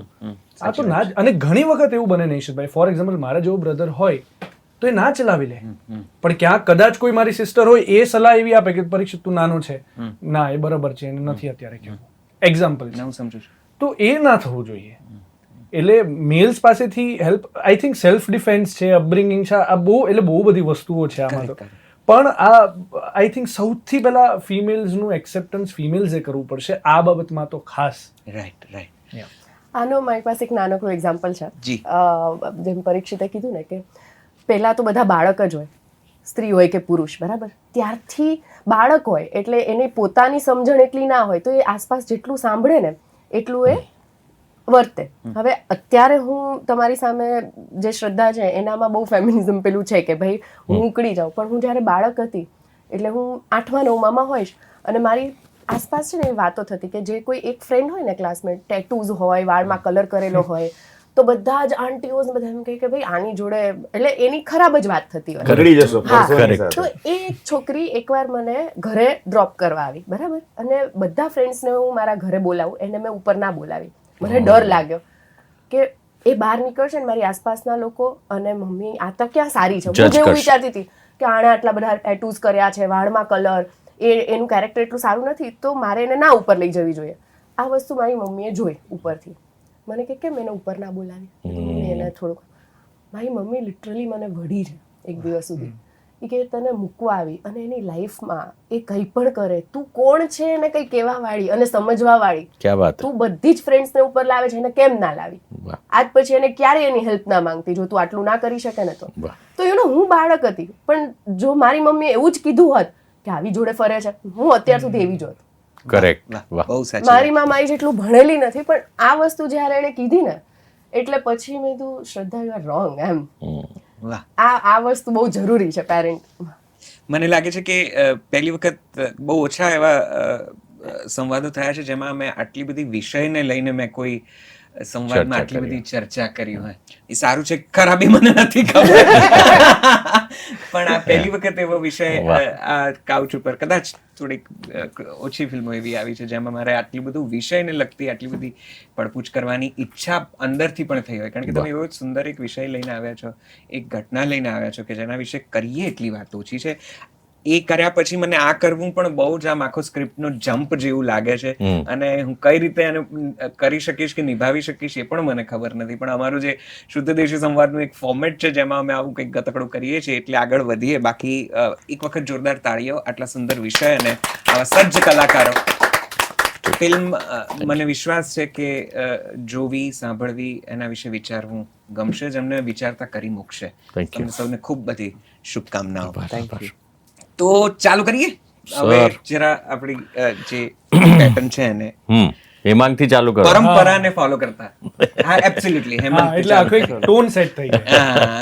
અને અમારો ડર બી જતો રહે કે ચલો હવે તો ડર જેવું કશું નથી. હા નહીં, મારે જ ના બોલાય. મેં તો આખો એપિસોડ ડર વગરનો કર્યો છે. આ વખતે રાઉન્ડ ટેબલ કરીને હિતુભાઈ તો મને બધાએ કીધું કે આ વખતે તમે એવા બધા બહુ પ્રશ્નો પૂછ્યા નહીં. અમે પૂછી લીધા ને એમને. એવું થયું? આમ તો ઊંધું કર્યું. ઊંધું કર્યું? અમે પાંચે પાંચ મેં તો મને કહો તમને ગમતો એક્ટર ના ગમતું કે આમ તેમ ઓ, તારે એવું બધું કર્યું છે? ગમતું ન ગમતું બધું જ. અમને ક્યારે બોલાવો છો સર તમને સિનિયરોને એક જુદા જ સંવાદમાં લે, અમારે એટલો ખાસ યાર. બોલાવવા છે. હું આ ફાટેલું આવી જીન્સ પહેરીશ તો ચાલશે. તો હું જુનિયર થઈ જઈશ થોડો તમે ફાટીને ધુમાડે ગયેલા સિનિયર કેવા છો? એ ભગવાન એમાં can I? Yes yes. Yes. આ વર્ષની 31st નું શું પ્લાન છે? હું આઉટ ઓફ અમદાવાદ છું. ઓકે, અમે નહીં જ પૂછીએ બીજું કંઈ. કહી દેશે. હા, હું તો કહી દઉં. ગુજરાતી ફિલ્મ ઇન્ડસ્ટ્રીમાંથી કોણ એવું વ્યક્તિ છે જેને આખા ગામની વકાલત કરવાની ટેવ છે? અરે, કામદાર. રોનક. તમે જો સાચે વકીલ હોવ તો કોની સામે કેસ લડશો? કોની સામે? હા. અવની સોની. કેમ એવું? એ પોતે પણ એક બહુ સારી વકીલ થાય એવી છે, અચ્છા. એટલે એની સામે દલીલો કરવાની મજા આવે. ક્યારેક અવનીને ને એમને પણ લઈ આપણું એક આવ્યા છે. રાઉન્ડ કોન્ફરન્સ રાખીએ, રાઉન્ડ ટેબલ રાખીએ. વકીલો અવનીને ખાસ મારે આ આખી જે ટેલેન્ટ મેનેજમેન્ટ છે હા, એના વિશે વાહ. વાતો તો કરવી એ વખતે મને ખાસ બોલાવજો, હું ઇન્ટરેસ્ટિંગ કરી આપીશ વધારે. ઓલરેડી મેનેજ્ડ ટેલેન્ટ, હવે તારે શું વાતો કરવી છે? Avni with subtitle. ડન. નીચે લખેલા લોકોની પર્સનલ ડાયરીનું એક કન્ફેશન તમારા મતે શું હોઈ શકે? એ રોનક કામદાર. કન્ફેશન ઓછી ફિલ્મો કરે છે જા એના મતે? એના મતે. એના મતે. સારું, હું જરા વહી ગયો ના ભાવના. ના, એના મતે રાઈટ. શ્રદ્ધા ડાંગર. બહુ ફિલ્મો કરે છે. આકાશ મારું ઝાલા. ઘર તાજની પાછળ. આકાશ ઝાલા. ઝાલા ફિલ્મો કેમ કરે? કન્ફેશન એટલે એ પોતાના મતે પોતાના માટે લખ્યું હોય ને એને એવું આપણે ધારી લઈએ અકોર્ડિંગ ટુ હેમાંગ. ના, Akash Jhala is a wonderful actor otherwise, પણ એ પણ સ્ટીરિયોટાઇપ થઈ ગયો છે અત્યારે, એક જ પ્રકારના એ roles પણ બહુ- કેમ આવ્યું કારણ કે ઘણા બધા થયા છે, હું પણ થયો છું, મને પણ લોકો અચ્છા. કોમેડીમાં વધારે ગણે છે કે એમાં એટલે કોમેડી જ કરશે. એવું આકાશનું બી છે કે આકાશનો લુક એવો છે કે વિલનિશ જ લાગે છે, તો એને પણ કોમેડીમાં એક્સપ્લોર કરી જ શકાય એવો છે, કરેક્ટ તો એ વિલનમાં જ વધારે મને વિશ્વાસ છે કે તું શું કહી રહ્યો છે એની તને તો ભાન છે જ. યસ વિલનિશ લાગે છે પણ કોમેડી એ કરી શકે છે અને કોમેડીમાં કરી શકે છે, કારણ કે મેં એની સાથે ફિલ્મ કરી છે, એટલે એનામાં એ કેપેબિલિટી છે પણ એ વધારે પડતો વિલનિશ રોલ વધારે કરે છે. Right, okay. આકાશ પંડ્યા. આકાશ પંડ્યા એનું કન્ફેશન હમણાં તો બિચારા લગ્ન થયા છે.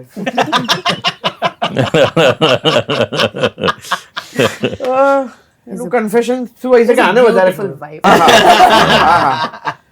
અચ્છા, Yeah. એક એવા વ્યક્તિનું કન્ફ્યુઝન જે આ લિસ્ટમાં નથી તારી, you can just think anybody. એવા વ્યક્તિનું કન્ફેશન મોનલ છે લિફ્ટમાં. ના, નથી. હવે મારે કન્ફેશન સાંભળ જોવું પડશે શું હશે એનું. વધારે કઈ ફિલ્મો કરી, સાઉથની કરવી કે ગુજરાતી કરવી એમ? What kind कुछ of भी confession? कुछ भी बोला It's a question. હા પણ कुछ भी. कुछ भी ये क्वेश्चन होता है कन्फेशन. મને કઈ સૂઝ્યું નહીં એટલે મેં આ કઈ વાંધો તો નહીં, ભાઈ જવા દે. સામેથી It's જ okay. નામ લઈને ભાઈ અચ્છા જવા દો. હોતા હૈ. મને વિશ્વાસ છે કે આ ખુરશી મારા પછી શ્રદ્ધા સંભાળી શકે. ये बात ઇનડાયરેક્ટલી મોડું ચૂપ રાખવાનું કહી દીધું આ માણસ. 110%. ये बात ના, મારા પછી જો ધારો કે આ વારસો કોઈકને સોંપીને જવાની ઘટના ઘટે કદાચ જરૂર પડે તો ફિલ્મ ઓછા બને. યુ નેવર નો. અહીંયાથી મને વિદાય કરે આ લોકો. આજ સુધી કરેલા ઇન્સ્ટાગ્રામ લાઈવ કે લાઈવમાં સૌથી ખરાબ લાઈવ કોની સાથેનું હતું? ખરાબ લાઈવ પેલી માધુરી દીક્ષિત. નામ અપાય એવું છે અમે તો નામ જ અપાય જ ને જાણવા એમાં શું. તો પછી બહુ કોન્ટ્રોવર્સીસ થાય છે. જાણે પછી ઇન્સ્ટાગ્રામ ઉપર જ બધું Star હોય. સ્ટોરીઓ મુકાય છે ને એવું બધું થાય છે. હે? ભૂમિ નામ સરનામું લો, નથી આપી. પેલી ભૂમિ ત્રિવેદીની વાત નથી થઈ રહી. Trivedi of course not. હા એમ હા. But લોકો એને વધારે ઓળખે તો ઓકે, ઓકે, સારું, સારું. છોકરી છોકરા સામે જોઈને પ્રેમથી હશે તો છોકરાએ શું સમજવાનું? બસ એ બ્યુટીફુલ સ્માઇલ છે, ધેટ્સ ઇટ. એમાં બીજું કંઈ સમજવા જેવું હોતું નથી as such. જે અમુક લોકો સમજી લેતા હોય છે એવું હોતું નથી દરેક વખતે. કોઈ ફીડબેક ઉપર કમેન્ટ સેક્શનમાં કે મેસેજમાં બબાલ થઈ છે? હા થઈ છે. સુનિલ વિશ્રાણીએ અમારું એક પોસ્ટર મૂક્યું હતું. એમાં આપણા એક ઇન્ડસ્ટ્રીના મહાનુભાવે એવું કમેન્ટ કર્યું હતું કે આ પોસ્ટરમાં આ એક્ટરની જગ્યાએ તમે હોવા જોઈએ એમ. અને પછી મેં એને ક્વેશ્ચન માર્ક કરીને પૂછ્યું કે પ્રોબ્લેમ શું છે એમ, કારણ કે મેં એની સાથે બી કામ કરેલું છું થિયેટરમાં ને એમ. તો એણે એ વખતે કીધું કે હું તને એક્ટર જ નથી ગણતો. મેં કીધું ઓકે, તો મારે શું લેવા દેવા એની સાથે એમ. તો કે આવી જા થિયેટરમાં આપણે એક એક હાથ કરીએ એમ. મેં કીધું મારે કોઈ પ્રૂવ કરવાની જરૂર નથી, એ તારે જરૂર છે, કારણ કે વધારે ફિલ્મો કોણ કરે છે લોકોને ખબર છે. એટલે આવી રીતની ફેસબુક ઉપર ખાસું ચર્ચાઓ થઈ હતી, એમાં બહુ બધા લોકો વચ્ચે પડ્યા હતા ને એવું બધું યાર હતું. આવું કેમ થાય છે એને ખબર કેમ નથી આપણને? એમ જ. એટલી આટલો બધો સમય મળી રહે આમ કમેન્ટની સામે એ વખતે મળી, હવે અઘરું છે. હવે એ વખતે મળી રહેતો હતો, કારણ કે એ મારી ફિલ્મનું નામ બી કહું, આવું જ રહેશે કરીને એક ફિલ્મ આવી હતી.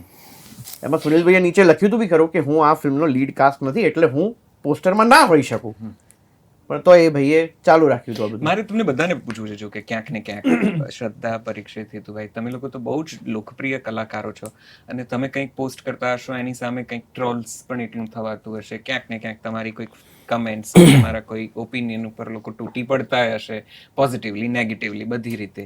How do you deal with it? How do you manage? How do you manage this comment and feedback section? શ્રદ્ધા? મેં એક સિરીઝ કરી હતી તેલુગુ, મેન્શન 24 નામ હતું એનું, અને એમાં મારું કેરેક્ટર મુસ્લિમ હતું, રાઝિયા. તો એનો ફોટો મેં મૂક્યો હતો બિહાઇન્ડ ધ સીનમાં, જેમાં નમાઝ પડતા હોય એટલે આવી રીતે કે માય ન્યૂ કેરેક્ટર એમ, જેમાં લખેલું છે કે ઇટ્સ અ ફિલ્મ.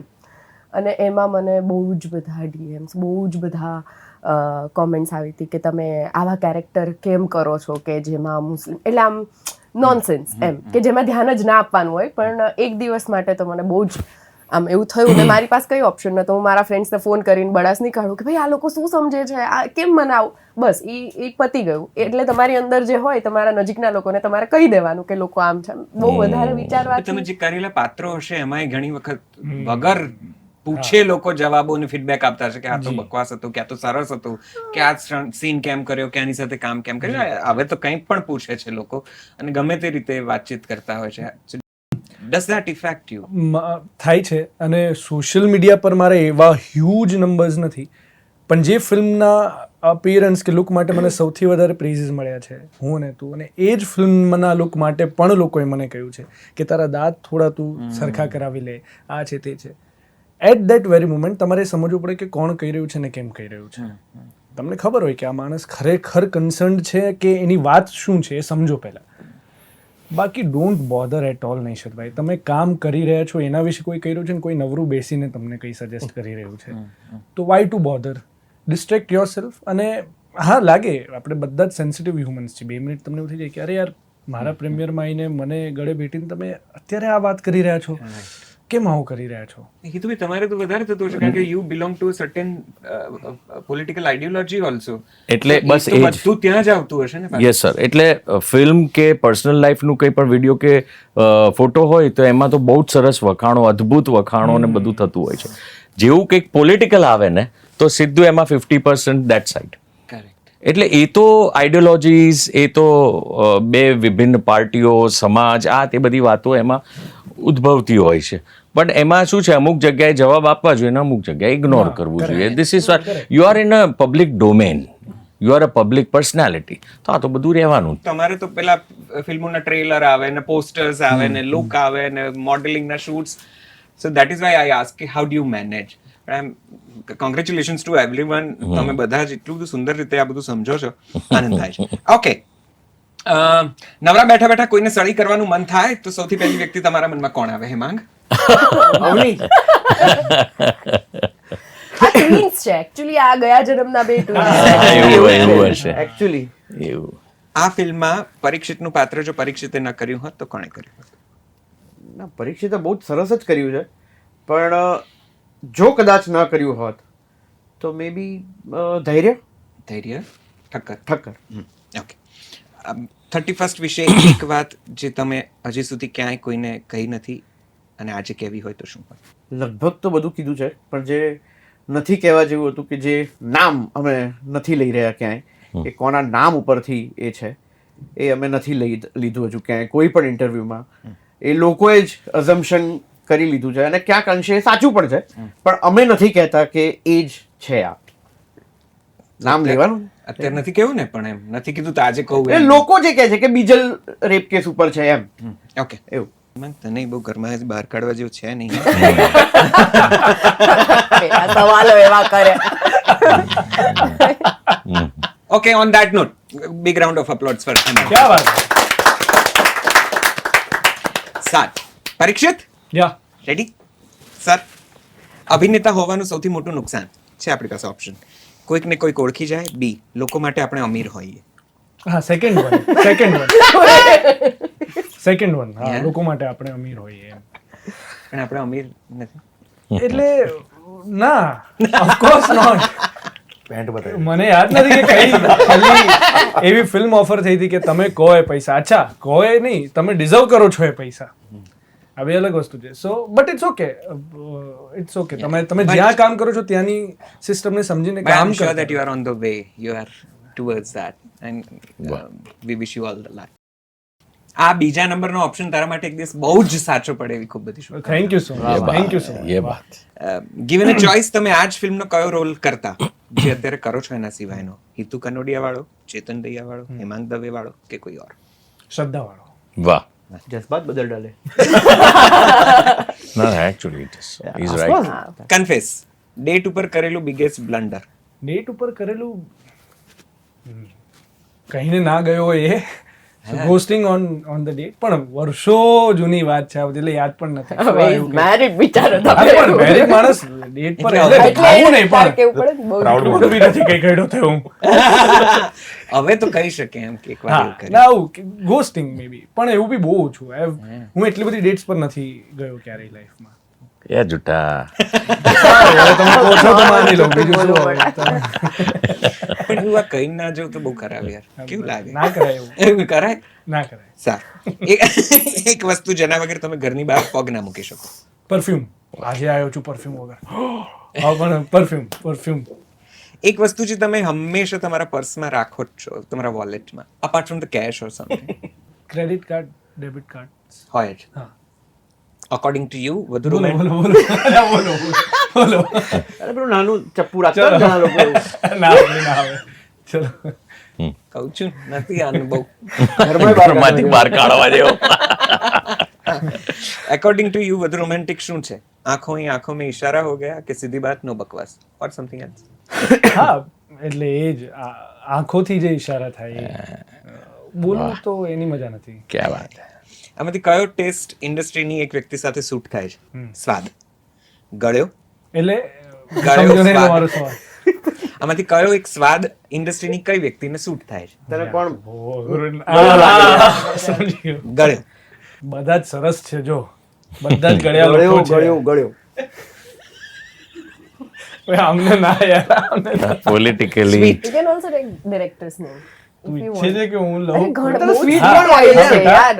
હા ના નથી કોઈ એવું. સાચું. બધા સરસ સ્વીટ લોકો છે આપણે ત્યાં. બહુ સરસ. હાઉ સ્વીટ, નરોવા કુંજરોવા હાઉ સ્વીટ. તીખો. ઓ બાપ રે અહીંયા બાપ. 6 છે. લોકોને એવું છે કે સિદ્ધાર્થ રાંદેરા તીખા છે, મને એવું નથી જેન્યુઅનલી. તો તને જેના માટે છે એટલે પણ એ નથી એમ, એટલે આ એ રીતે બંને રીતે હું ક્લેરિફાઈ સારું, મને નથી okay. લાગતું એ છે. તુરો. તુરો, અરે બાપરે બહુ બધું, આ તો યાર ચાખવું પડે પેલા તો, આ બધા પ્રકારના સ્વાદો જ નથી નથી યાર, આ બધું નથી ખબર. Okay. નથી. કડવો. બહુ બધા છે, આમાં તો બહુ નહીં બધા ચાખવો છે, પડે. આમાં તો કેટલા નામ લેવા યાર. એકાદ. ના ના ના બહુ બધા કેટલાય? ખરેખર બહુ ઓનેસ્ટલી Diplomatic man. ના ના હું Diplomat કહું હું કહું ઓનેસ્ટલી મારા ઇન્ડસ્ટ્રીમાં બહુ બધા મિત્રો નથી. પરીક્ષિત અહીં બહુ આવી ગયો છે ને એનો એટલે આ મારી ડખો છે.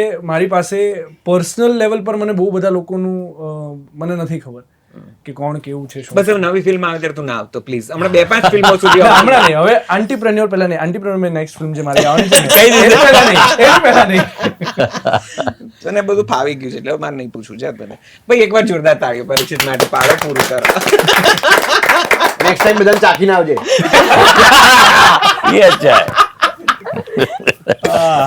But on a last not 31st માટે કંઈ કહેવું છે? પહેલા તો આઈ થિંક હું લકી છું કે વર્ષમાં 4 ફિલ્મો આવી અને 4 ફિલ્મોનો પ્રકાર જુદો, કેરેક્ટર્સ જુદા, કોઈમાં લીડ તો આમાં નેગેટિવ લીડ. પણ આઈ થિંક જેવું અમે એક્ટર્સ ટ્રાય કરી રહ્યા છીએ ને અલગ અલગ વિષય પર, એવું ઓડિયન્સે પણ ટ્રાય કરવું જોઈએ જોવાની, કારણ કે એ કમ્પ્લેન તો જ દૂર થશે. એટલે 31st એ અમારો પ્રયાસ છે. બની શકે કે તમને ગમે કે ના ગમે, પણ અચૂકપણે 31st ફિલ્મ જોવું. It's a very important film. એટલે બસ that's it. 20th December in your cinemas near you. Thank you. All the best. Thank you. Shraddha. Sir પેલા હિતુ સર. એટલે બોલો, ભાઈ અને ગ્રાન્ડ ફિનાલે જોઈએ છે. It is last. હા હિતુભાઈ સિનિયર છે મારાથી, એવું સીધું એની પર ના કૂદકો મરાય. ઘડી Okay. કઈ વાંધો નહીં. ત્યાં સુધીમાં રિલેક્સ થઈ ગયો. તુંય પ્રો જ છું હવે અહીંયા. એટલે Absolutely. બધું તો નહીં કરતા, તમે બધું તો મારા મોઢામાંથી કઢાઈ લીધું છે, હવે શું બાકી છે? આ ફિલ્મમાં કઈ એક એવી ઘટના છે જે તમારી સાથે રિયલ લાઈફમાં પણ ઘટી છે?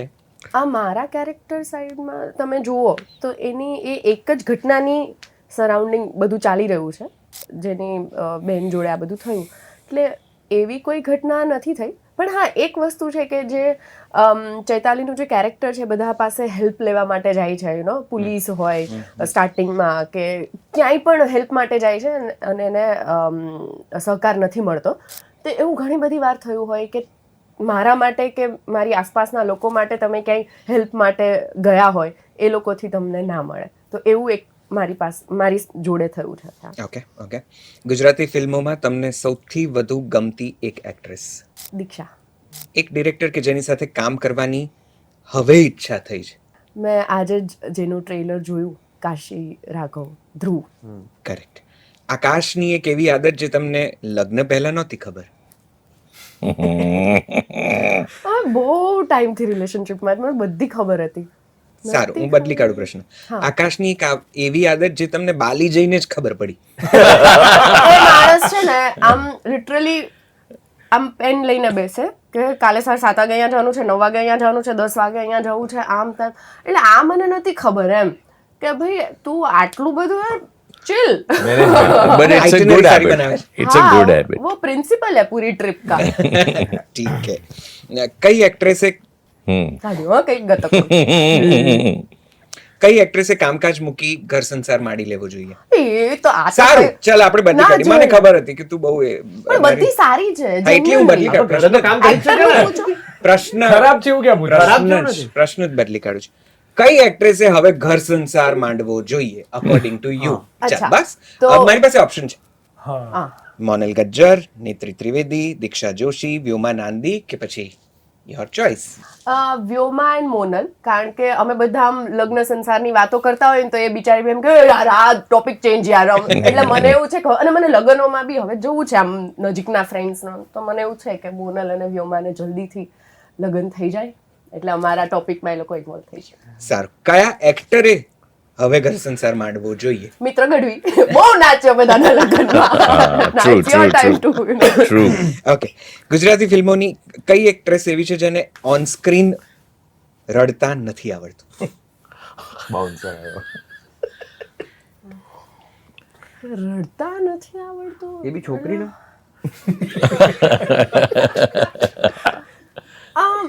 એટલે આઈ એમ નોટ શ્યોર કે એટલે તે છેલ્લે કોઈ તારા બધા મિત્ર વર્તુળમાં કીધું હોય કે તું આના કરતા તે સારું રડી શકી હોત એમ? આઈ થિંક પૂજાનો મને એક ઇમોશનલ સીનમાં મને એવું થાય છે કે she could do better. Okay. But she is a very good actor. Of course. પ્રશ્ન પ્રમાણે જવાબ છે, કંઈ વાંધો નથી. ગુજરાતી ફિલ્મોનો આપણી પાસે બીજો છે ઓપ્શન. ગુજરાતી ફિલ્મોનો કયો એક્ટર એવો છે જેને ઓન સ્ક્રીન હસતા નથી આવડતું? આ બધું આ મારી રિસર્ચ ટીમનો કમાલ એટલે આ તો મેં એવું જોયું આમ એવું પર્ટિક્યુલર આમ થોડી એવું જોયું હોય કે આનો હસતા ઇસીલિए નથી આપ ઇધર આવડતું. હે. ક્યાં કોઈને એક્ટિંગ જ ના આવડતી હોય ને આવડતી હોય તો હસવા રડવામાં બધું ક્યાં કોઈને બધા- એક્ટિંગ જ ના આવડતી હોય એવું બરાબર છે. એટલે મેલ આમાંથી આ એક્ટરમાં કાપીશું ખરેખર એવું છે કે સાચું કહું મેલ એક્ટરમાં ખરેખર એવું જેને આવડે છે બધું જ આવડે છે, નથી આવડતું તો એમાં હસવાનું પર્ટિક્યુલર એવું નહીં, પણ ખરેખર નથી ખબર મને. કાં તો કંઈ નથી આવડતું એમ. એટલે આવડવા કરતા પેલા અમુક એક્ટર્સ હોય ને કે હા, ફટાફટ પાડી દે ને શીખી પણ. શકતા હોય એમ એક ફિલ્મમાં આટલું પછી નેક્સ્ટ ફિલ્મમાં તમને વધારે સારું આપે. અમુક ટાઈમ છે મને એવું થાય છે આટલી ફિલ્મો કરતા પછી કેમ આમ નહીં ઓલું થતું એમ. બસ બહુ થઈ ગયું શ્રદ્ધા. મને ચિંતા થાય છે. Honestly કહું છું યાર. એક શ્રદ્ધા અને બીજી મોનલ, એ બંને આવે ને ત્યારે મને વાતો કરવી એ બહુ ગમે ને મને ચિંતાય બહુ થાય કે આ લોકો જો મારે ત્યાં બહુ આવશે તો મને લાગે છે કે એટલે પૂછે છે કેવું હા, મારી એ તો વાત ફરજ સાચી. છે, મારો ધર્મ છે. 5 વાર તો એવું કઈ એક્ટ્રેસ ને કયા એક્ટર નું આમ કઈ એક્ટર છે. હવે નહીં પૂછું, બસ આ છેલ્લી વાર. તમારા વિશે તમને સાંભળવા મળેલી એક વિચિત્ર અફવા. એવું કે અમુક ફિલ્મ કે અમુક પ્રોજેક્ટ જે બહુ જ હિટ કે મારા પપ્પાના રેફરન્સથી મળ્યું. મારા પપ્પાને કોઈ લેવા દેવા જ નથી ક્યાંય, પણ એવું હોય ને કે રાજકોટમાં એ આમને ઓળખે છે ને આમને ઓળખે છે તો એમને કીધું હશે like nice. Done on that note, can we have a big round of applause for Shraddha? Also, એક વાત જે 31st માટે તમારે કહેવી છે. પહેલા તો એ કે બહુ જેમ પરીક્ષિતે કીધું કે જરૂરી ફિલ્મ છે. અમે એવું બહુ જ નથી કહેતા કે બહુ જ બધા ગીતો છે અને બહુ જ બધું એન્ટરટેનમેન્ટ, પણ સિનેમા એ સિનેમા હોય, એમાં તમને જો ગમતો વિષય હોય તો જ એન્ટરટેનિંગ હોય એવું નથી. ઘણી વસ્તુઓ તમારે જોવી બહુ જરૂરી જ છે એટલે જોવાની જ છે. અને ઓટીટી માટે કોઈ પૂછતા જ નહીં આ ફિલ્મ માટે, અમે જવાબ જ નહીં આપીએ, કારણ કે જ્યારે આવે છે ફિલ્મ ત્યારે જુઓ. પછી જેમ કે હજી સુધી હું કશું બોલું, અમુક લોકો કહે ઓટીટી પર ક્યારે આવવાની છે, નહીં પણ આવે એટલે એની રાહ ના જુઓ. તમારી ફરજ છે જ્યારે સિનેમામાં આવે ત્યારે જોવાનું, તો પ્લીઝ સિનેમામાં જ જોજો. Okay, done. ચાલો ડિરેક્ટર સાહેબ પાસે જઈએ. પ્રણવભાઈ, આપનું સ્વાગત છે શુદ્ધ દેશી સંવાદમાં ફરી એક વખત. ડેબ્યુ વેલ ના પણ એક ખાલી ડિસ્ક્લેમર, હું વધારે ઇન્ડસ્ટ્રીમાં લોકોને ઓળખતો નથી. એવું બધું ના હોય, એવું એટલે જે મારે પૂછવું પડશે અમને વિશ્વાસ છે તમારે જે નામ લેવા હશે તમે લેશો, એવું નથી. Denied and reject. છતાં તમારા વતી અમે લઈ લઈશું. એટલે મારે પૂછવું પડશે આવજો હેલ્પ. તમે જે રીતે આ રૂમમાં એન્ટ્રી કરી છે ને એમાં જ મને તો ઘણું બધું એ જ વખતે પૂછી લેવાની ઈચ્છા થઈ હતી. સારું, ચાલો. એક ફિલ્મ, પુસ્તક કે ઘટના જેમણે તમને ફિલ્મ બનાવવા માટે ઇન્સ્પાયર કર્યા, ફિલ્મો બનાવવા માટે? મને એકચ્યુઅલી મહાભારત ઇન્સ્પાયર કર્યો હતો મારા ચાઇલ્ડહુડમાં. મને એવું લાગતું હતું કે હું મારા વિચારનું કંઈક બનાવું. એ બહુ અલગ જવાબ છે પણ એ વાસ્તવિકતા એ છે. મહાભારત મને મહાભારત મેં 15-20 વાર વાંચી કાઢ્યું અને મને અલગ અલગ કેરેક્ટર્સ આપણે પોતાના મગજમાં આપણે વિચારતા કે અર્જુન આવો હોવો જોઈએ. એ જે સ્ફૂર્ણા છે ને એને મને રાઇટિંગ તરફ પ્રેર્યો કે કોઈ પણ ઘટના થતી હોય ને એમાં હું મારો ઓપિનિયન મારે રેઝ કરવો જોઈએ. તો ભવિષ્યમાં મહાભારત જેવું એપિક બનાવવાની કંઈ મહાભારત જેવું નહીં, મારી પાસે બીજો એક સબ્જેક્ટ છે નાગા સાધુઓ ઉપર. નાગા સાધુની હિસ્ટ્રી પર મેં ઘણું વાંચન કરેલું છે, એ મને ઈચ્છા છે બનાવવાની. ઓકે હું એમાં કાસ્ટ 15-20 વાર મહાભારત વાંચી. એટલે હું બોલ્યા હતા કે હજી તારા માટે કંઈક અલગ હા કીધું તું 15-20 વાર મહાભારત વાંચી 30 બનાવ્યું. મહાભારતમાં પણ છે ને હા ખરું ખરું દ્રૌપદી ખરું, જી, જી, ચિરહરણ. એટલે મારું નામ ચૈતાલી રાખ્યું. વાહ વાહ. માં નાગાની દુબઈ. તું બતાવે તો હું ચાલુ કર. આપ કપડો કે સાથ હો. એ વાત અલગ છે. वो बात सही है. ક્યાં વાત ચાલો ફિલ્મ દરમિયાન બનેલી સૌથી યાદગાર ફનીએસ્ટ મોમેન્ટ કોઈ યાદ આવે? ફનીએસ્ટ તો આ જ છે. આ બધા એક્ટરોને હસાઈ દે છે. એટલે કોર્ટરૂમ બેઝિકલી હોય ને એનો એક સિરિયસનેસ હોવી જોઈએ, પણ આ વ્યક્તિ જેમ કહ્યું ને કેમેરા કટ થયા પછીના એમની કોમેન્ટ્સ જે હોય એ આખા સેટને હળવો કરી દે. કેમેરા ચાલુ હતા ત્યારે બી. ઓકે શૂટિંગ સમયે આમાં અહીં બેઠેલા માંથી સૌથી વધારે નખરા કોના હતા? નખરા એકચ્યુઅલી હું કેમેરા પાછળનો વ્યક્તિ છું. નખરા તો બધા આસિસ્ટન્ટ ડાયરેક્ટર પ્રોડક્શન વાળાએ જેલ્યા હોય. મારી પાસે તો આ બધું સ્ક્રિપ્ટ અને કેમેરાની આજુબાજુ જ રહેતો હતો. એ આ લોકોની સાથે મેં એક્સ્ટ્રા કોઈ વાત જ નથી કરી સેટ ઉપર. તમારે અમે તો કોઈ જો દિવસ વાત જાતે નથી કરી. જાતે ફિલ્મ બનાવવાનું છે. અમારે જરૂર પડે બધા મેકર્સની. અમારે કોઈ આટલું honestly થી કહીએ છે. અમારે મને વાસ્તવિકતા કહો કે એક્સ્ટ્રા મેં કોની ના, સાથે નથી કરી. એ વાત હા, ના, બોલો. અમે કેમેરાની શૂટ પાછળ જ વાત જ હોય. કદાચ કંઈક સાંભળવામાં આવ્યું પોસ્ટ પેકઅપ થઈ જાય પછી તો આસિસ્ટન્ટ ડિરેક્ટર સાથે કહી બેસતા શકું હશો એક ને? વંદનાબેન માટે કહી શકું Thanks. કે એમણે એવું હતું એમની પ્રિપરેશન થોડું એ રીતના, એટલે એ પોતે સિરિયલના બેકગ્રાઉન્ડ છે એટલે એ વેમાં એ પ્રિપેર કરતા હશે, પણ આ બીજાનાથી સાંભળેલું છે, મારું ઇન્ટરેક્શન નથી. જે રીતે પરીક્ષિતે શ્રદ્ધા બાજુ જોયું છે કહેવું તો કહી દે. ના કોઈ એક ફિલ્મની રીમેક કરવાનો મોકો મળે તો કઈ ગુજરાતી ફિલ્મ હોય? ગુજરાતી રીમેક એટલે ફરીથી અલગ જ બનાવવાની કે જે છે એને જ પ્રેઝન્ટ કરવાની? નવે સર રીમેકમાં તમારે જે રીમેક વાળા ક્યાં કોઈને પૂછે જ છે કઈ નવું કરતા? તો હું કહીશ કસુંબો. અચ્છા એમાં હું મારા ઘણા વિચારો એડ કરી શકું એટલા માટે. કાસ્ટિંગ એજ રહેશે કે નહીં? કાસ્ટિંગ જ ખાલી પ્રેઝન્ટેશન અને થોડું ઘણું એની અંદર હું કરી શકું, મને એવું લાગે છે એડ કરી શકું એમાં. ઠીક છે. તમે શેનાથી વધુ ઓબ્સેસ્ડ છો? ચા, complicated relationship or your choice? Obsessed બીજું આ બેમાંથી તો નહીં. હું ચા પીતો નથી એટલે, અને મારા કોઈ કોમ્પ્લિકેટેડ રિલેશનશિપ રહ્યા નથી.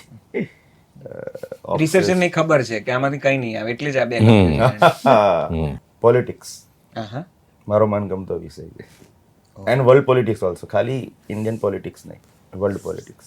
જો ભારત ને ગુજરાત અત્યારે જે દિશામાં જઈ રહ્યું છે હમ આપનું શું મંતવ્ય છે? અત્યારે બરાબર હાથમાં છે. નેક્સ્ટ તમારા મતે ગુજરાતી ફિલ્મોના સૌથી ઇન્ફ્લુએન્શિયલ ફિલ્મ મેકર કોણ છે? કૃષ્ણદેવ યાજ્ઞિક. ઓકે ફિલ્મો જુઓ છો? બિલકુલ. છેલ્લે જોયેલી ને ખૂબ ગમેલી ગુજરાતી ફિલ્મ અને છેલ્લે જોયેલી ને ન ગમેલી ગુજરાતી ફિલ્મ? વશ ગમેલી. બહુ જ ન ગમેલી એનું નામ આઈ થિંક અનોખી હતું. અનોખી. ઓકે અહીંયા ધારો કે જેમાં ટેકનિકલી ઘણી બધી મિસ્ટેકો હતી, એના કારણે મજા નથી આવતી જોવાની. બરાબર છે. સ્ટોરી લાઈનને તો હું અલગ જ સાઈડમાં રહેવા દઉં છું કે બધા પોતપોતાનું ઓપિનિયન હોઈ શકે, પણ મને એવું લાગે છે કે આટલા મેચ્યોર આર્ટિસ્ટો અને આટલો ખર્ચો કર્યા પછી તમે ટેકનિકલી જો એને પ્રોપર ના બનાવી શકો ને તો એ યોગ્ય ના કહેવાય, એવું મને લાગ્યું. ગિવન અ ચોઇસ પરીક્ષિત, શ્રદ્ધા, હેમાંગને એક વાક્યમાં કંઈ કહેવું હોય તો શું કહેશો? બધાને અલગ અલગ. In one sentence. પરીક્ષિતે નવા ટાઈપના આ જે આવો રોલ મળે ને એવા ટ્રાય હજી કરવા જોઈએ, કારણ કે એમણે જ કહ્યું ને સ્ટીરિયોટાઈપ થઈ જવાય નહીં તો. અને acting is not all about કે તમે સ્ક્રીનમાં કેવા દેખાવ છો, તમે અલગ અલગ કેરેક્ટર પ્લે કરો છો ને એમાં વધારે, જેમ કે પરેશ રાવલ છે, મનોજ બાજપેયી છે, એ લોકો ડિફરન્ટ ટાઈપના કેરેક્ટર કરતા હોય અને એનાથી એક વેલ્યુ એડિશન થતું હોય. ઓફકોર્સ. અને શ્રદ્ધા માટે એમને પણ અગેન એ જ છે, પણ એમને મળે છે હવે રોલ ધીરે ધીરે એવા એક સ્ટીરિયોટાઈપમાંથી બહાર નીકળ્યા કે બહુ સરસ એક્ટ્રેસ છે. હું તમને મારો પર્સનલ એક્સપિરિયન્સ કહું કે જે પોલીસ સ્ટેશનની અંદરનું જે અમે વન શોટ આઈ ગેસ લીધેલો છે અને એમાં અને એના સિવાય એક જ્યારે અમે પેલું એક બ્રિજમાં શોટ લીધો છે, વન ટેક જે લેતા હોય, વન શોટ એટલે સર ઓલમોસ્ટ 20 મિનિટનો કન્ટિન્યુઅસ શોટ હોય, કે જે અમે કેમેરો બ્રેક નથી, અમારો ટ્રાય એવો હતો, અમારે આવું એક ફિલ્મ મેકિંગનું એક પાસું ઇન્ટ્રોડ્યુસ કરવું હતું, મેં અને મારા ડીઓપીએ ડિસાઇડ કર્યું હતું. તો એની અંદર જે ફ્લો 15-20 મિનિટ સુધી કન્ટિન્યુઅસ એ કેરેક્ટરમાં રહેવું અને એટલી જ ઇન્ટેન્સિટીથી અને એ જ પ્રમાણે આગળ બિહેવ કરવું, એ મને લાગે છે એનું કેલિબર હજી સુધી બીજી ફિલ્મોમાં એવી રીતના કદાચ નહીં આવ્યું હોય. એટલે મને એવું લાગે છે કે હજી એમણે આવા ટાઈપના કે બીજા, આ તો ચલો હજી એના કનેક્ટેડ જ છે, પણ મને એવું લાગે છે કે હજી થોડા ગ્લેમર તરફના પણ એવા બધા રોલ્સ પણ એમને મળવા જોઈએ. Okay, last but not the least, Hemangbhai સાથે તો મારે એક ફિલ્મ સ્પેશિયલ કરવી છે. નાગા બાવા શું નામ હતું? હમણાં જે બોલ્યા હતા એ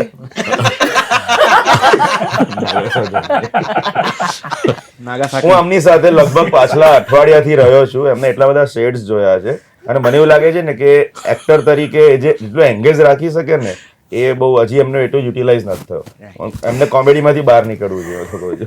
ના, એટલે હું ત્રણેય એક્ટર વતી એક જવાબ આપું કે તમારા લોકોના હાથમાં છે કે અમને શું ઓફર થાય. એટલે મેં તો કહી દીધું, જો થવું તો પગે લાગી બી લીધું. ડન. પ્રમોશનમાં ક્યારે એવું થયું છે કે ડિરેક્ટર ક્યાં, એવું તમને જ પૂછ્યું હોય કોઈએ? ના, નથી થયું, કારણ કે બધાએ પહેલા જ ઇન્ટ્રોડક્શન આપી દીધું હોય. ઠીક છે. 31st વિશે એક વાત જે તમે ફરીથી ઇન્સિસ્ટ કરીને કહેવા માંગશો? મારી આ બેનની આ લોકોએ જે કહ્યું એનાથી થોડુંક એક અલગ એવી રીતના છે કે ઓટીટી આવ્યું ને એના પછી, જેમ કોરોના કાળ પછી લોકો અલગ અલગ ભાષાની ફિલ્મો ઓટીટી પર જોવે અને એવું હંમેશા કહેતા કે ગુજરાતીમાં નથી બનતી. તો હું એવું કહીશ કે એક ફિલ્મ એવી બની છે કે જે તમને મજા આવશે, એવું લાગશે કે કંઈક અલગ જોનર આવ્યું છે અને બન્યું છે, તો ફિલ્મને જોશો તો આવી ફિલ્મો હજી બનશે. પછી શિકાયત ના કરતા જોયા વગર કે બનતી નથી.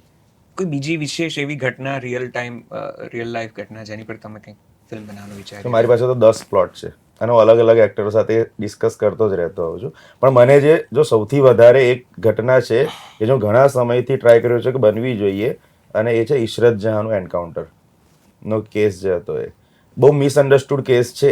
એની પાછળ એટલી બધી વસ્તુઓ છે કે જે મીડિયામાં આવી નથી. Please give him a big round of applause.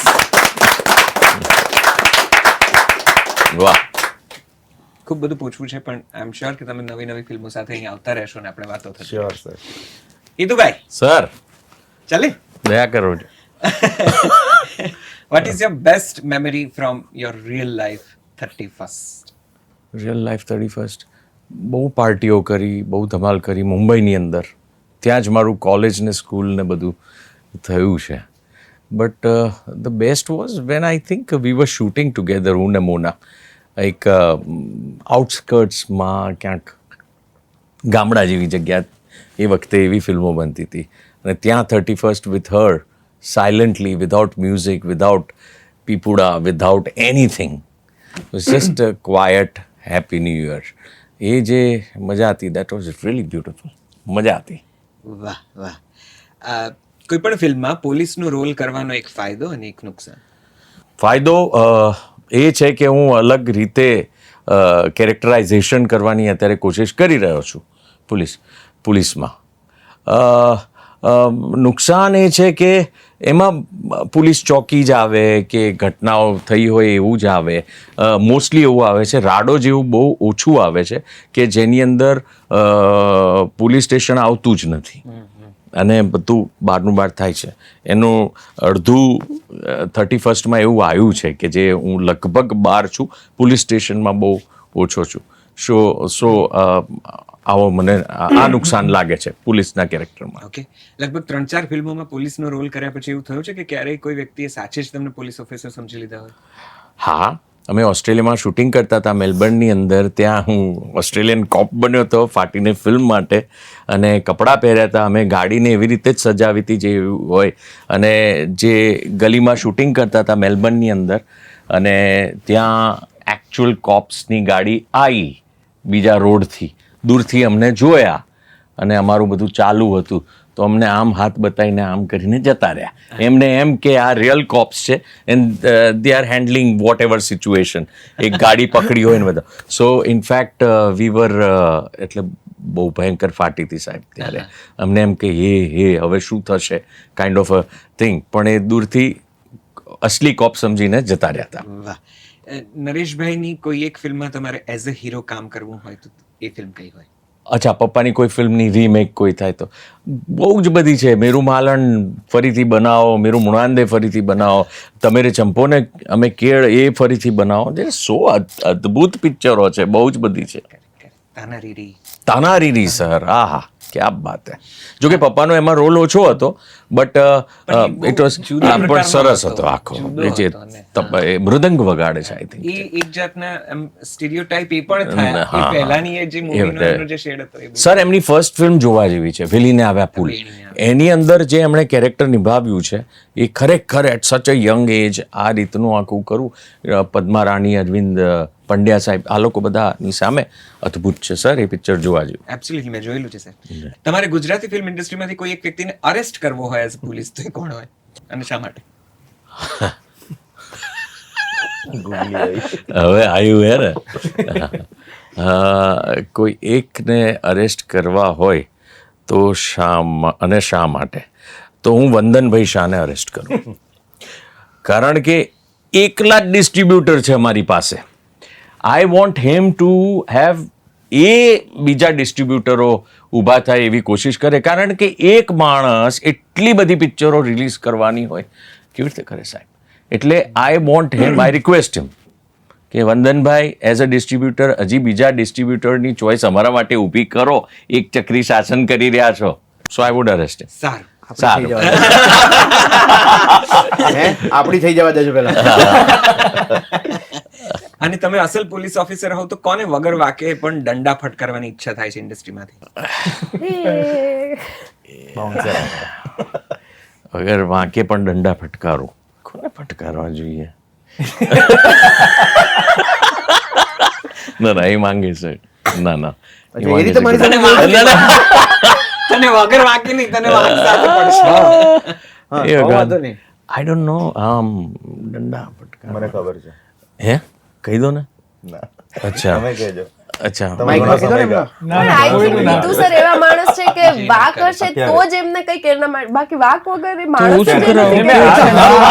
હવે સમજી આ ગયો. પ્રમોશનના દિવસોમાં વાક હોય કોઈનો ને પણ બહુ સરસ રીતે હેન્ડલ કરતો હતો. તો I am sure is not I have એ પણ always સમજી ગયો. found him very, balanced content.